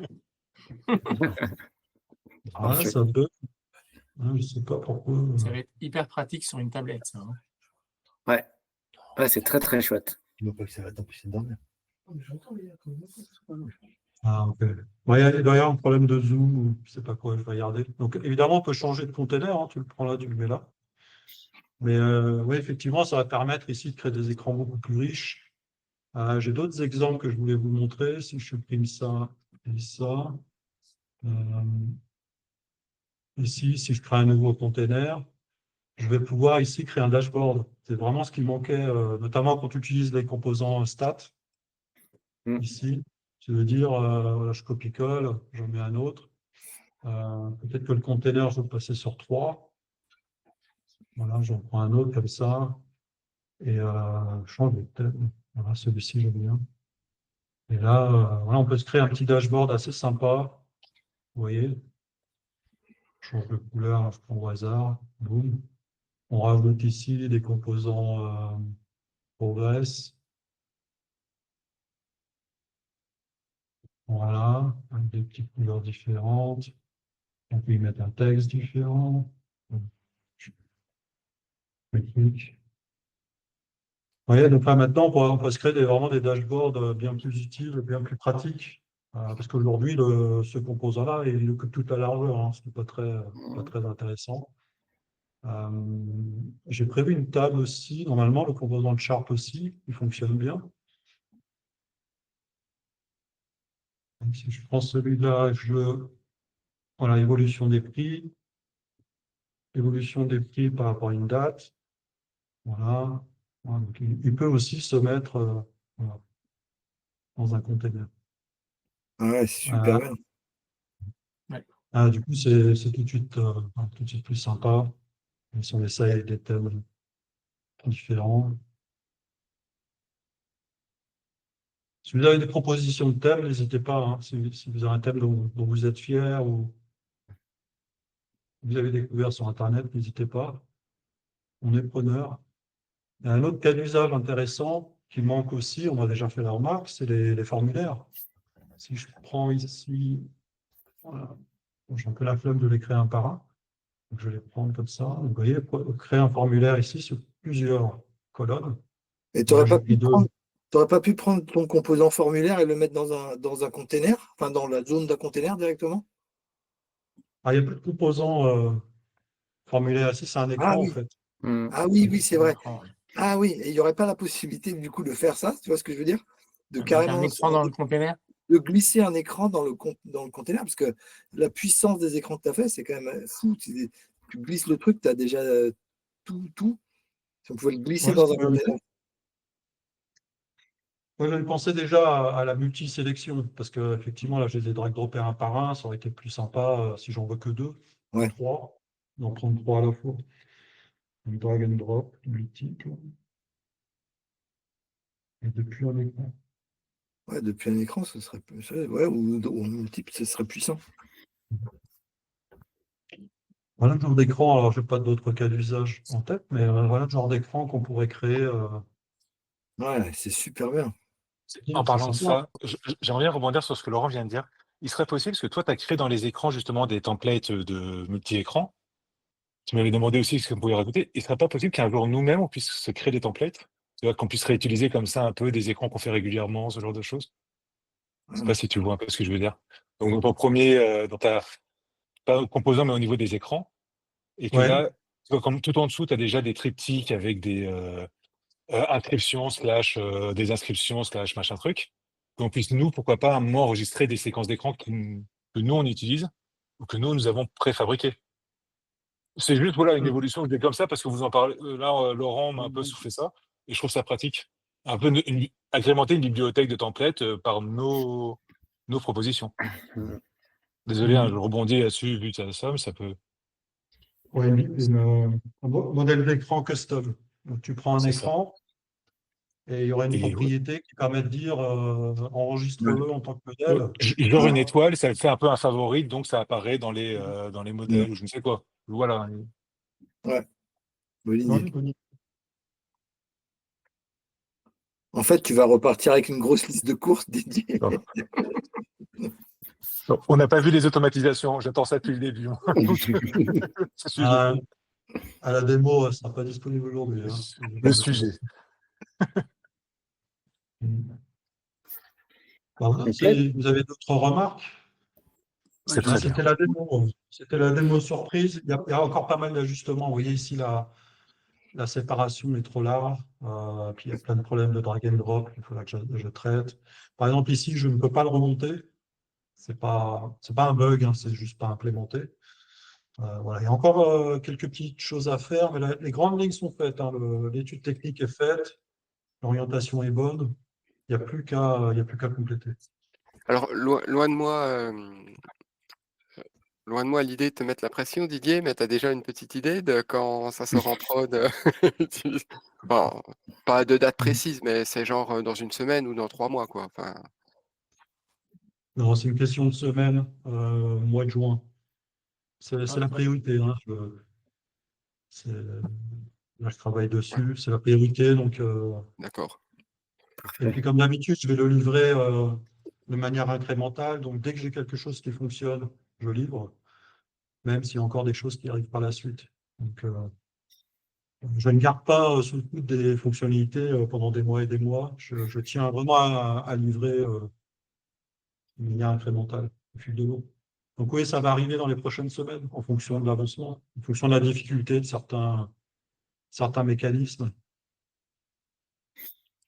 Ouais, ok, non, je te pose la question parce que là, je suis sur un client avec TimeTonic et puis ça m'embêtait de leur mettre en place Serenitix pour faire des dashboards simples. Et puis voilà, je me posais la question de Zilium avec le côté responsive. Là, je pense que la question va plus trop se poser Ok. avec ce que tu nous Bah, as du coup, montré. ce serait intéressant de prendre ton use case et de le challenger avec ce que tu as compris aujourd'hui et de revenir vers moi éventuellement.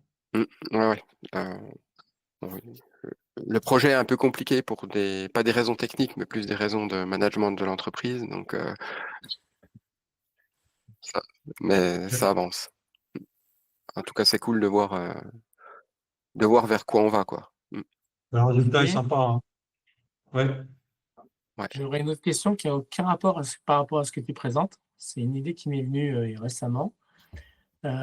Sur mes applis, j'aimerais bien utiliser une photo ou un schéma, quelque chose, et avec mon crayon, avec mon doigt, faire une flèche, une annotation entourée.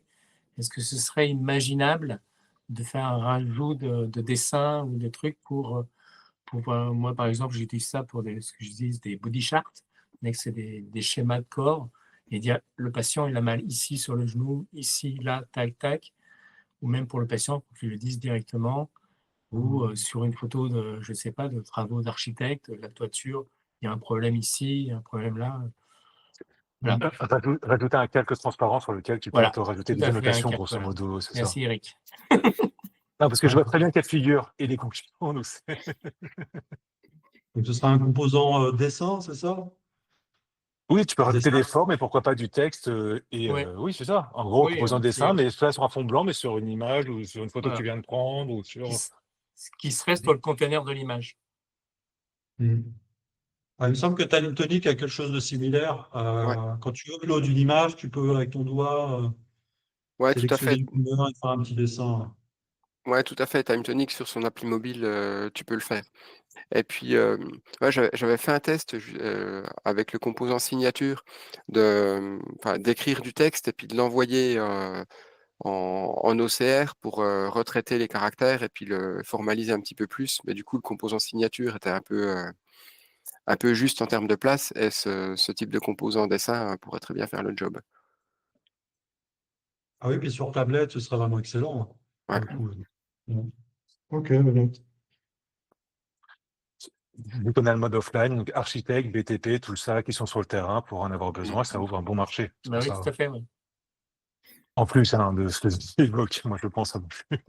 Carrément. J'y avais C'est pensé vrai. aussi, t'inquiète. Et ouais, moi, je suis complètement d'accord.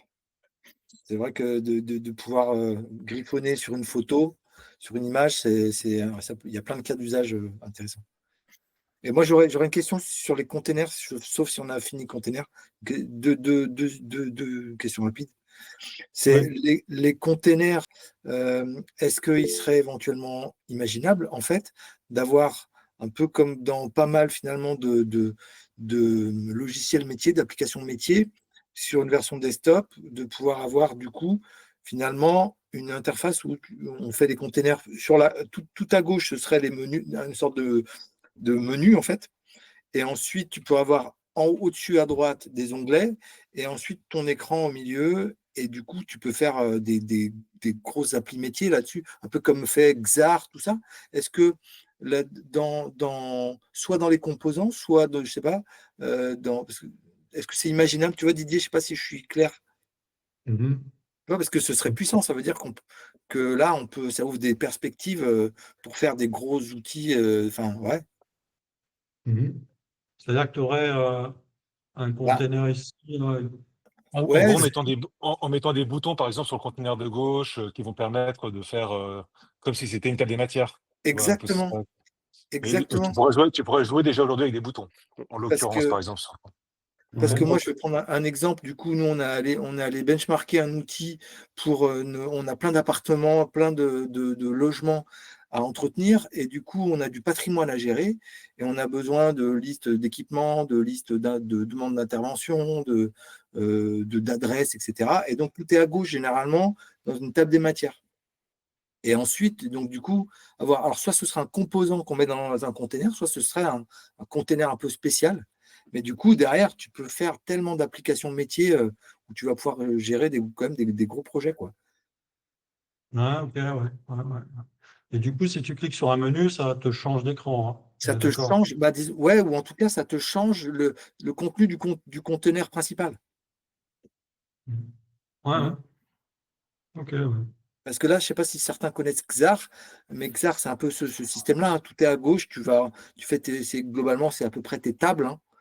C'est un peu comme dans Time Tonic, tes tables à gauche, là. Ouais. Ouais.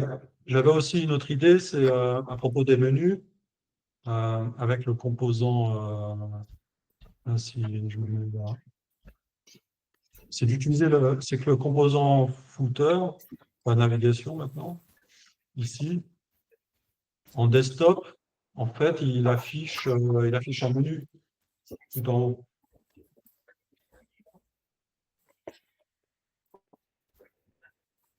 Voilà, là, ici. Ici, on a un menu. Et en fait, j'avais eu l'idée Ah aussi ouais. de le paramétrer pour qu'il affiche le menu à gauche plutôt. Ah ouais, ça c'est Ouais, ça intéressant. serait bien. Ouais. Ah Ouais. ouais, ouais, carrément. C'est dans la même idée que ce que je disais aussi. Et si ça peut être du coup des...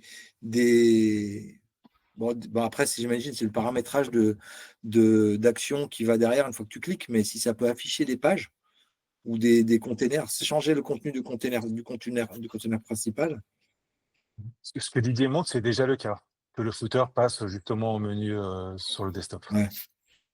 C'est ça, Didier, hein. Tu l'avais partagé il y a 2 mois, un truc comme ça, donc ça c'est déjà opérationnel. Que ce qui est en bas passe au-dessus quand on est sur un mode desktop. Ouais, là, de c'est ce qu'on mémoire. voit. Ah ouais. Sur un tel blanc. Là, c'est ce qu'on voit ici sur mobile, il est en bas. Et là, on voit qu'il est en bas. Et dès qu'il y a suffisamment de largeur, il passe en haut, sous forme de menu, ce qui est plus approprié pour un desktop. On pourrait aussi l'afficher à gauche, Ouais, ah plutôt bah que ouais, l'intégrer ici. ouais. Et là, tu as tes écrans principaux avec leur icône. Ah bah voilà, ah oui, ouais, c'est ça, Et ça tu peut être ça, hein. n'as pas C'est une d'action encore. sidebar en fait, je sais pas comment on appelle ça, Ouais, une navigation left bar, bar ou une left, ouais. ouais, je sais pas, un left menu. En fait, c'est une propriété de ce composant et quelque part, on lui dirait bah, sur desktop, tu t'affiches pas en haut, tu t'affiches à gauche. Ouais, ouais, ouais. Ouais. Ouais, on peut faire ça. Tu avais une question, Ludo? Tu as la main qui est levée. Ouais, j'avais une question sur les annonces qui viennent d'être faites pour le mode desktop. Mais du coup, comme on parle de footer, j'ai autre chose pour embrayer. J'ai une petite suggestion de fonctionnalité pour le footer. On est limité actuellement, je crois, à 4 éléments. Ça serait super chouette si on pouvait en mettre plus et avec un petit défilement latéral pour les afficher. Voilà, je reste pas trop longtemps là-dessus. Ma question de base, c'était les annonces donc, qui viennent d'être faites pour le mode desktop, donc les conteneurs. Tu as parlé aussi de fenêtres de dialogue et de panneaux. Est-ce qu'il est prévu que ce soit mis en place aussi pour le mode mobile? Oui, Cool, super, merci. ouais, il y en a déjà, hein, et ils sont figés aujourd'hui, hein. Si tu mets un composant option, il y a un panneau qui va venir du bas. Et pareil pour l'authentification, hein. Lorsque l'utilisateur est authentifié, tu auras un panneau qui vient de qui vient de la gauche. Donc il y a déjà des panneaux et des boîtes de dialogue sur mobile.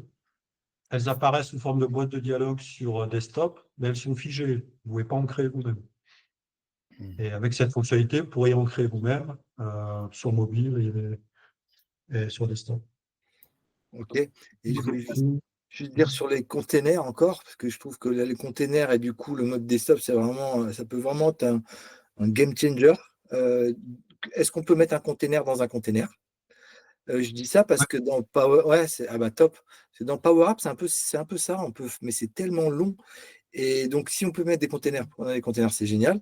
Et est-ce qu'on peut aussi, puisque tu as dit que tu allais essayer de créer finalement des modèles de containers avec genre 1/3, 2/3, 2/3, 1/3, ou des sortes de ratios comme ça, aussi d'avoir la possibilité de régler les containers en pourcentage. Tu vois, comme ça, on peut aussi nous faire à notre sauce quand on ne trouve pas la bonne. Tu vois, on veut 3 containers, on veut un qui fasse 10% de la largeur, l'autre qui, tu vois, ça peut être aussi une autre façon. Et dans Power App, ça, c'est plutôt pas mal. On se rapproche d'un Power Apps qui est low code à un outil qui est no code. Donc attention Ouais, vraiment ouais. pas trop de paramétrage. Non, je dis pas ça, c'est que des fois, quand il y a trop de paramétrage, ça risque de complexifier aussi la vie de certains. Je parle pas pour cette fonctionnalité, je parle en général. Ouais, je suis Il faut d'accord. trouver le bon parti pris sur jusqu'à où on laisse la main à l'utilisateur final, Mm. on va dire. Je suis Ça, je d'accord. dis pas que Ouais. c'est pas par rapport à ça, en général. Tu as raison. C'est pour ça que parfois donner la main sur des paramètres trop fins, ça peut bloquer justement la portabilité des composants. Il y avait le composant button, on pouvait définir la largeur du bouton en pixels. Et ça a été un enfer pour le responsive design. J'étais obligé de Ah oui, l'enlever parce que ça n'avait plus de sens oui, avec le oui. responsive design. Et donc, en fait, donner la main sur des paramètres comme ça un peu trop finement, ça bloque. En pixels, je suis d'accord. En pixels, c'est horrible, ça sert à rien. Mais en pourcentage, c'est encore différent. Mais oui, oui. Mais dans Ouais, je suis Power d'accord. App, ouais. Je te laisse avancer, Didier, sur le programme. OK. Et ah oui, donc on avait un autre sujet, c'était l'étude des 10 millions de lignes. OK, donc ça fait plusieurs mois que je travaille sur ce sujet. C'est un sujet qui est assez récurrent. On pose la question assez fréquemment. 50 000 lignes, c'est vrai qu'on a augmenté, on est passé de 20 à 50 000 lignes. Mais j'ai quand même des remarques. Oui, mais si j'ai un nom historique, si j'ai des milliers d'utilisateurs, comment ça va se passer? Donc, j'ai travaillé sur le sujet, donc j'ai un plan d'action, donc on sait exactement ce qu'on doit faire. Il y aura 3 étapes. J'espère les déclencher dès que le mode desktop est terminé, donc cette année. Donc la première étape, ça va être de paginer toutes les informations. Parce qu'en fait, si on veut traiter en millions de lignes de code, de lignes, en millions de lignes de données, on va pas pouvoir télécharger des millions, des centaines de milliers de données sur l'application mobile pour les afficher, ensuite les filtrer. Donc, tous les composants de liste devront supporter une pagination. Donc, ils iront chercher uniquement l'information qu'ils affichent au moment où l'utilisateur utilise l'écran. Donc ça, c'est plutôt pas mal parce que déjà, cette première étape, elle va permettre d'optimiser énormément toutes les applications actuelles. Qu'on parle de 50 000 lignes ou de 1 million, même déjà avec 50 000 lignes, notamment quand on travaille avec Airtable, voire TimeTonic, on évitera d'aller interroger TimeTonic ou de mettre en cache 1000 lignes de données alors que finalement, l'utilisateur n'a demandé que les 50 premières. Donc ça, toutes les applications vont immédiatement devenir hyper performantes grâce à cette pagination. Ensuite, une deuxième étape va consister à upgrader la base de données sur le serveur pour supporter 10 millions de lignes par application. Donc ça, c'est une étape technique transparente pour vous. Et la troisième étape technique, ça va être de changer le modèle de données pour structurer les données d'une façon différente. Moi, je ne vais pas rentrer dans les détails. Ce qui va permettre de filtrer les données côté serveur, plutôt que de les filtrer côté application cliente. Donc, il y aura deux étapes techniques qui seront transparentes pour vous. À un moment donné, probablement cet automne, je communiquerai autour d'une migration technique qui aura lieu certainement un samedi soir ou un samedi dans la nuit pour migrer les données. Voilà. Donc la bonne nouvelle, c'est que l'étude valide le concept, on saura le faire, il n'y a pas de risque particulier. La bonne nouvelle, c'est que la première étape va bénéficier à tout le monde, même avant le 1 million ou 10 millions, dès les milliers de lignes de données. Voilà, je voulais vous donner un update par rapport à ça. Donc, on sait où on va, on a les étapes, il n'y a plus qu'à. Ensuite, il y avait deux autres sujets, authentification et automatisation. Donc, il y a un sujet d'authentification où on souhaite adresser des besoins B2B, puisqu'on a des clients, des gros clients qui viennent s'adresser à nous maintenant, et on a des besoins d'authentification alternatifs. Voilà. Plutôt que d'utiliser une table Zilio avec son email, mot de passe stocké dans une table, on nous demande des méthodes d'authentification plus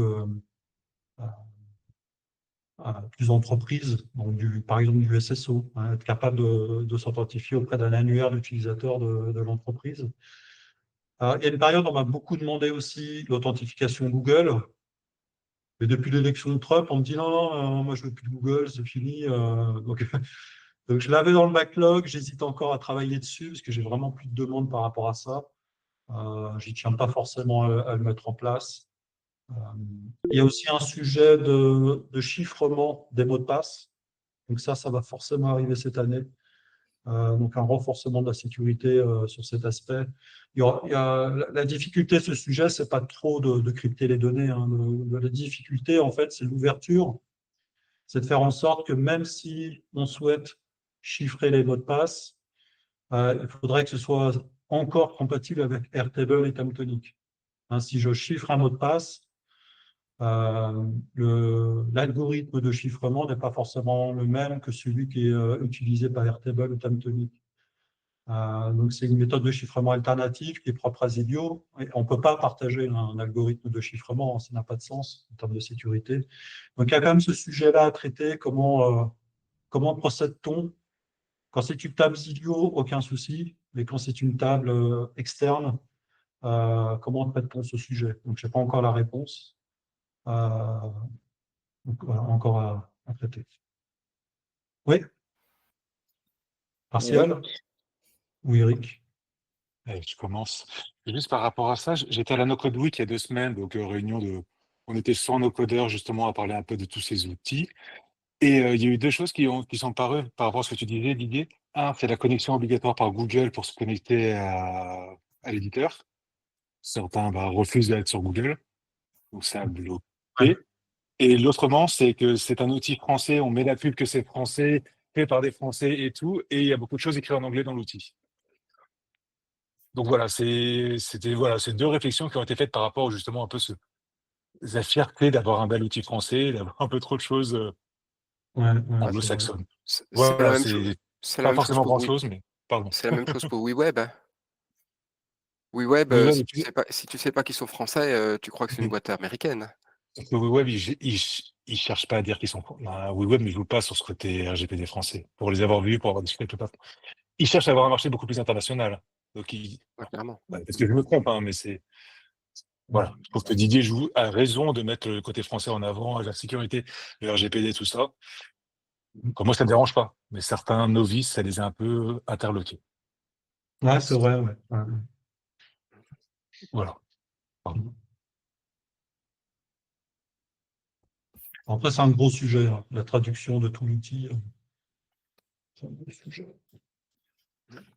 Ouais, sinon, petite question, un petit peu par curiosité. Aujourd'hui, comment ça répartit un petit peu les bases de données qui sont utilisées dans les applications Zilio? Enfin, est-ce que tu as 50% de Airtable, 20% de Google Sheet? Est-ce que tu as une petite idée de ça? Ouais, j'ai pas de vraies statistiques, tu vois, Ouais, précises. les tables Ouais. Zilio pures, elles sont utilisées beaucoup ou pas? Enfin, c'était aussi ça un peu le. Ouais, si je devais donner des stats là, moi, je dirais 5% de Time Tonic, un quart de Airtable. Je crois qu'on a une seule app sur Google Sheet. Donc ça doit être peut-être 2%, 1%, je ne sais pas. Mais majoritairement, c'est les tables Zilio, hein. Ah, cool, ok. Ok, merci. Et c'est vrai que depuis que Trump a été élu, j'ai plein de remarques sur pourquoi tu proposes Google pour t'authentifier, c'est pas logique. Ouais. Alors que j'avais pas beaucoup de remarques avant, Oh, 3 ans hein, avec ces remarques, ça changera dans 3 ans. hein. Non, Dans puisque tu parles de l'authentification, j'en avais parlé sur le Slack et vous m'avez répondu, j'ai détourné le problème, mais une authentification avec un numéro de téléphone plutôt qu'un mail, en fait, puisque nous, on a des gens qui ont, parmi nos bénévoles et nos publics, on a des gens qui n'ont pas d'adresse mail. Et donc, du coup, une authentification juste avec un numéro de téléphone qui serait rangé dans une table où qu'elle soit, ce serait. Ouais, ouais, ouais, effectivement. Je crois qu'on a fait un contournement dans une app aussi. Je ne sais plus si c'était le téléphone, je m'en souviens plus. Effectivement, ouais.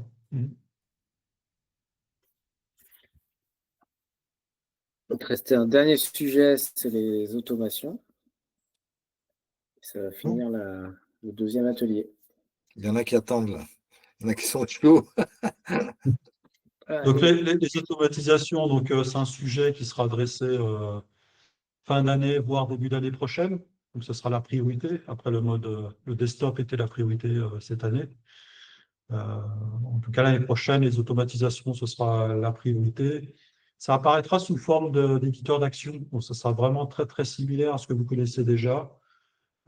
Mais au lieu de déclencher cette série d'actions depuis un clic, ce sera déclenché par autre chose. Ce sera déclenché par je sais pas, une date, une période.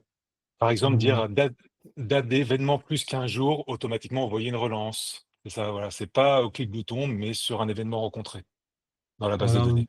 ou tous les jours à minuit. Ça peut être ça.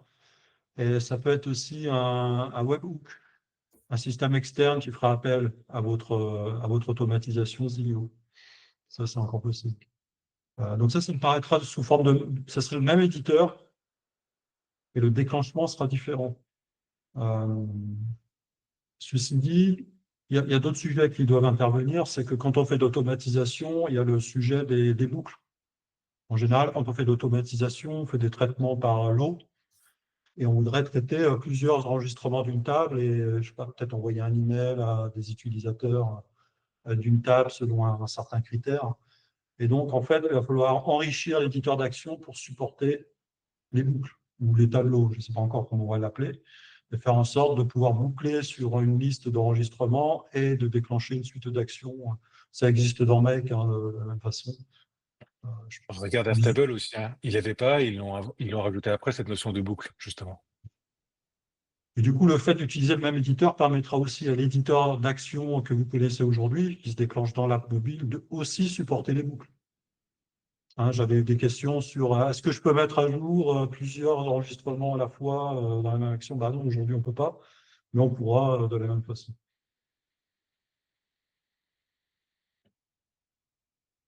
Voilà, il n'y a plus qu'à, hein, tout est prêt. Enfin, techniquement, il n'y a pas de gros challenge. Il n'y a plus qu'à travailler sur le sujet. Super. Merci Didier. Merci. Merci à vous. Je ne sais pas s'il y a dernière question, dernière remarque avant qu'on clôt le. Si moi j'ai une question rapide, est-ce que c'est possible j'ai par exemple une page avec une liste de dates, je suis un bénévole, je veux mettre un like sur une date et en mettant un like, je m'inscris à cette date où je suis. Est-ce que c'est ou c'est pas un like ou est-ce qu'il y a une autre solution simple pour faire vraiment une interface super simple? Moi j'ai des gens qui sont des fois assez éloignés des outils. Est-ce qu'on peut détourner le système des likes pour comptabiliser quelque chose? L'ajout de boutons sur les listes. Un vaste sujet répété à Ah ok, Didier. c'est déjà un sujet qui existe. Non, parce que c'est super intéressant ce que tu dis. C'est super important, on en rêve, Ah oui. Ok. clairement. Ne pas avoir à sélectionner et aller chercher le bouton tout Ouais, en c'est bas, ça. par exemple, mais de l'avoir directement de façon répétée. Exactement. On comprend ton besoin. Ok, À bon. 100%, oui. Ça pourrait être fait aussi en mettant une action sur un peu n'importe quel élément, un texte ou autre. Oui, effectivement. Ouais. On doit avoir des actions sur tous les composants d'ailleurs. Hein. Avec une possibilité d'annulation aussi, peut-être. Bah, le lac, en fait, en plus, un lac, généralement, il permet ça. Typiquement, tu t'appuies ou Oui. tu rappuies, ça enlève. Ouais. Alors en fait, dans la semaine, là, j'ai fait l'expérimentation, c'est que j'ai modifié le composant liste ici. Ouais. Et j'ai pris le bouton icon, celui-là. Et en fait, vous avez compris que les containers, ce sont des composants finalement, ce sont des composants un peu spéciaux dans Zilio. Et en fait, n'importe quel composant peut être container, en fait, avec l'architecture technique que j'ai choisie. Et en fait, dans la semaine, j'ai été capable de prendre ce composant bouton et de le mettre dans la liste. Il apparaissait à droite. Je pouvais le sélectionner, changer ses propriétés. Donc, en fait, on pourrait faire la même chose. C'est un bouton like, je pourrais le drag-dropper dans mon image ici, et il apparaîtrait en superposition. Sur une liste, ça veut dire sur chacun des éléments de la liste. C'est ça aussi. Comme ajouter au panier, là, si tu voulais acheter tous les articles. Ouais, c'est ça. Et donc, en fait, il va y avoir une petite réflexion là, sur quel composant devrait se comporter comme un container. Parfois, ça n'a pas de sens. Par exemple, mettre quelque chose dans le bouton, par exemple, je ne vois pas bien. Mais dans une liste, ça aura un sens. Superposé ici, ça aura un sens. Peut-être qu'ici, peut-être un bouton à droite, peut-être, quelque chose à droite. Mais je pense que là, il y a encore une possibilité là, d'innovation qui est assez énorme. Parce que tout composant, en fait, peut devenir container et accueillir d'autres composants. Il ne faudra pas faire tout et n'importe quoi, mais là, pour répondre à ta question, c'est effectivement si je change ça si je mets un cœur à la place, voilà, il est ici, voilà, je pourrais très bien changer sa couleur aussi. C'est dommage, je ne l'ai pas laissé, mais voilà, on pouvait, cette semaine, là, on pouvait le drag-dropper dans la liste. Et j'avais un cœur. Il apparaissait dans chaque élément de la liste. Il était répété dans la liste, ouais. Ah ouais, top, ouais, c'est exactement ça. Ok. Du coup, tu as encore accès, évidemment, au bouton. Là, il est ici, mais tu accèdes de la même façon ici, tu cliques dessus. Et tu peux toujours changer L'idée, c'était de détourner le composant label bouton, justement, et de pouvoir l'avoir sur des champs input aussi. C'est-à-dire que bel bouton, c'est-à-dire qu'on avait un texte avec le petit bouton justement à côté. Mais à des Ouais. moments, quand on fait des formulaires et tout, pour avoir directement, pourquoi pas saisir l'adresse email et avec le petit bouton envoyer. Quand on fait des Ah trucs ouais, de ouais, newsletter, pour inscription à une newsletter, ce genre de choses. C'est vrai qu'il fallait Mhm. le faire pour chacun des cas de figure que tu m'avais dit à l'époque. Ouais, ouais. Ça, donc, attends Ouais, date, c'est on vrai. valide. On n'a pas à aller après à chercher un bouton en dessous, chose comme ça, ou en fin de page, mais directement à côté. Ouais, ouais. Il y a pas mal de possibilités. Donc, en fait, pour chaque composant, il faudrait étudier euh, est-ce qu'il peut être container, oui ou non? Si oui, quelles sont les zones qui pourraient accueillir un composant? Donc, par exemple, l'image, là, on pourrait dire bah, ici, dans les coins peut-être. Est-ce qu'on souhaite mettre au milieu? Voilà, à voir. C'est vraiment à voir. Il ne faudra pas faire tout n'importe quoi non plus, parce que c'est En tout, difficilement gérable. ouais. En tout cas, dans Power App, c'est ce principe-là, c'est-à-dire que tu vas aller prendre un composant, tu vas le glisser dans le premier élément de la liste et il se répète dans tous les éléments de la liste. Ouais, c'est ce que j'ai fait. C'est ce que j'ai fait cette semaine. Ah, ce serait génial ça. Ouais, ouais. Bien, merci pour tout. Merci. On a hâte. J'avais une dernière petite idée, Didier. Dans les tables, tu as des listes d'options. Tu as option 1, option 2, option 3. Et elles sont toutes de la même couleur. Je ne sais pas si tu as voilà, les catégories. Si tu ouvres ta table, et moi j'ai l'exemple, voilà, les fruits et les vegetables, là, c'est la même couleur. Moi, j'avais l'exemple pour mon application événementielle d'avoir des concerts, du théâtre, des vide-greniers, etc. Et comme je les affiche sur l'application, si c'était une couleur différente, toujours la même pour les concerts, toujours la même pour le théâtre, bah, tu identifies plus facilement visuellement quelle catégorie. Et ce serait intéressant de Ouais. pouvoir changer ces couleurs-là de catégorie. Ouais, ouais, ça a carrément un sens. Ouais. Ouais. Euh,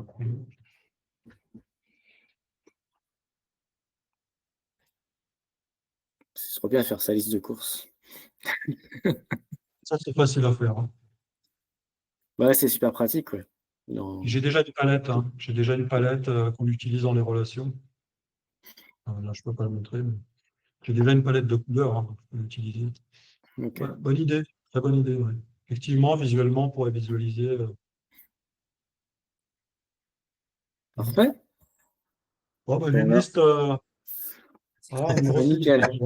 La dernière fois, j'avais une demi-page, là, j'ai une page. On fera qu'un atelier par mois. Hein. J'en ai mis sur le côté. Hein. Oui. Tous les 6 mois, les ateliers maintenant, Didier. Pas plus fréquemment. Ok. Bon, et puis on Parfait, a merci. débordé que de 50 minutes. On a débordé, ouais. Ouais, ça va. Bah, très En bien. tout cas, je vous remercie. Très, très bon moment de Merci. partage. Ouais, c'était top, merci. Et moi, je trouve ça vraiment puissant, Zilio. Du coup, je suis vraiment ravi de découvrir cet outil. Je trouve qu'en plus, d'un point de vue de toute l'interface, elle est vraiment bien faite et elle prend le meilleur de plein d'outils que j'ai vus. Donc, je trouve vraiment que c'est vraiment bien pensé. Et bravo, Didier. Chapeau l'artiste. Merci. Ouais, Ça va droit au cœur, merci. ouais, ouais. Non, c'est prometteur. Vraiment, là, je pense que du coup, c'est vraiment intéressant. Ouais, il y a encore beaucoup à faire. Voilà, c'est animé par la passion. Et la passion de bien faire, la passion de créer des produits. Et ça va continuer, il n'y a pas de raison. Et, Ouais. Non, puis c'est malin. Je trouve que tout est bien, c'est malin. Et c'est important. Il faut être malin. Ouais. Non, bah merci en tout cas On à va tous. clôturer. c'est aussi grâce à vous, hein, c'est aussi grâce à vos remarques qui sont prises en compte. Hein. Merci à toi, Didier. Merci à l'équipe. Merci à tout le monde. Au revoir. Merci Bonne tout le soirée. monde. Passez Merci une à bonne tous. soirée. Merci. Merci Merci à beaucoup, tous. merci. Merci à tous. Salut. À bientôt. Bientôt Salut. sur le Slack. Salut.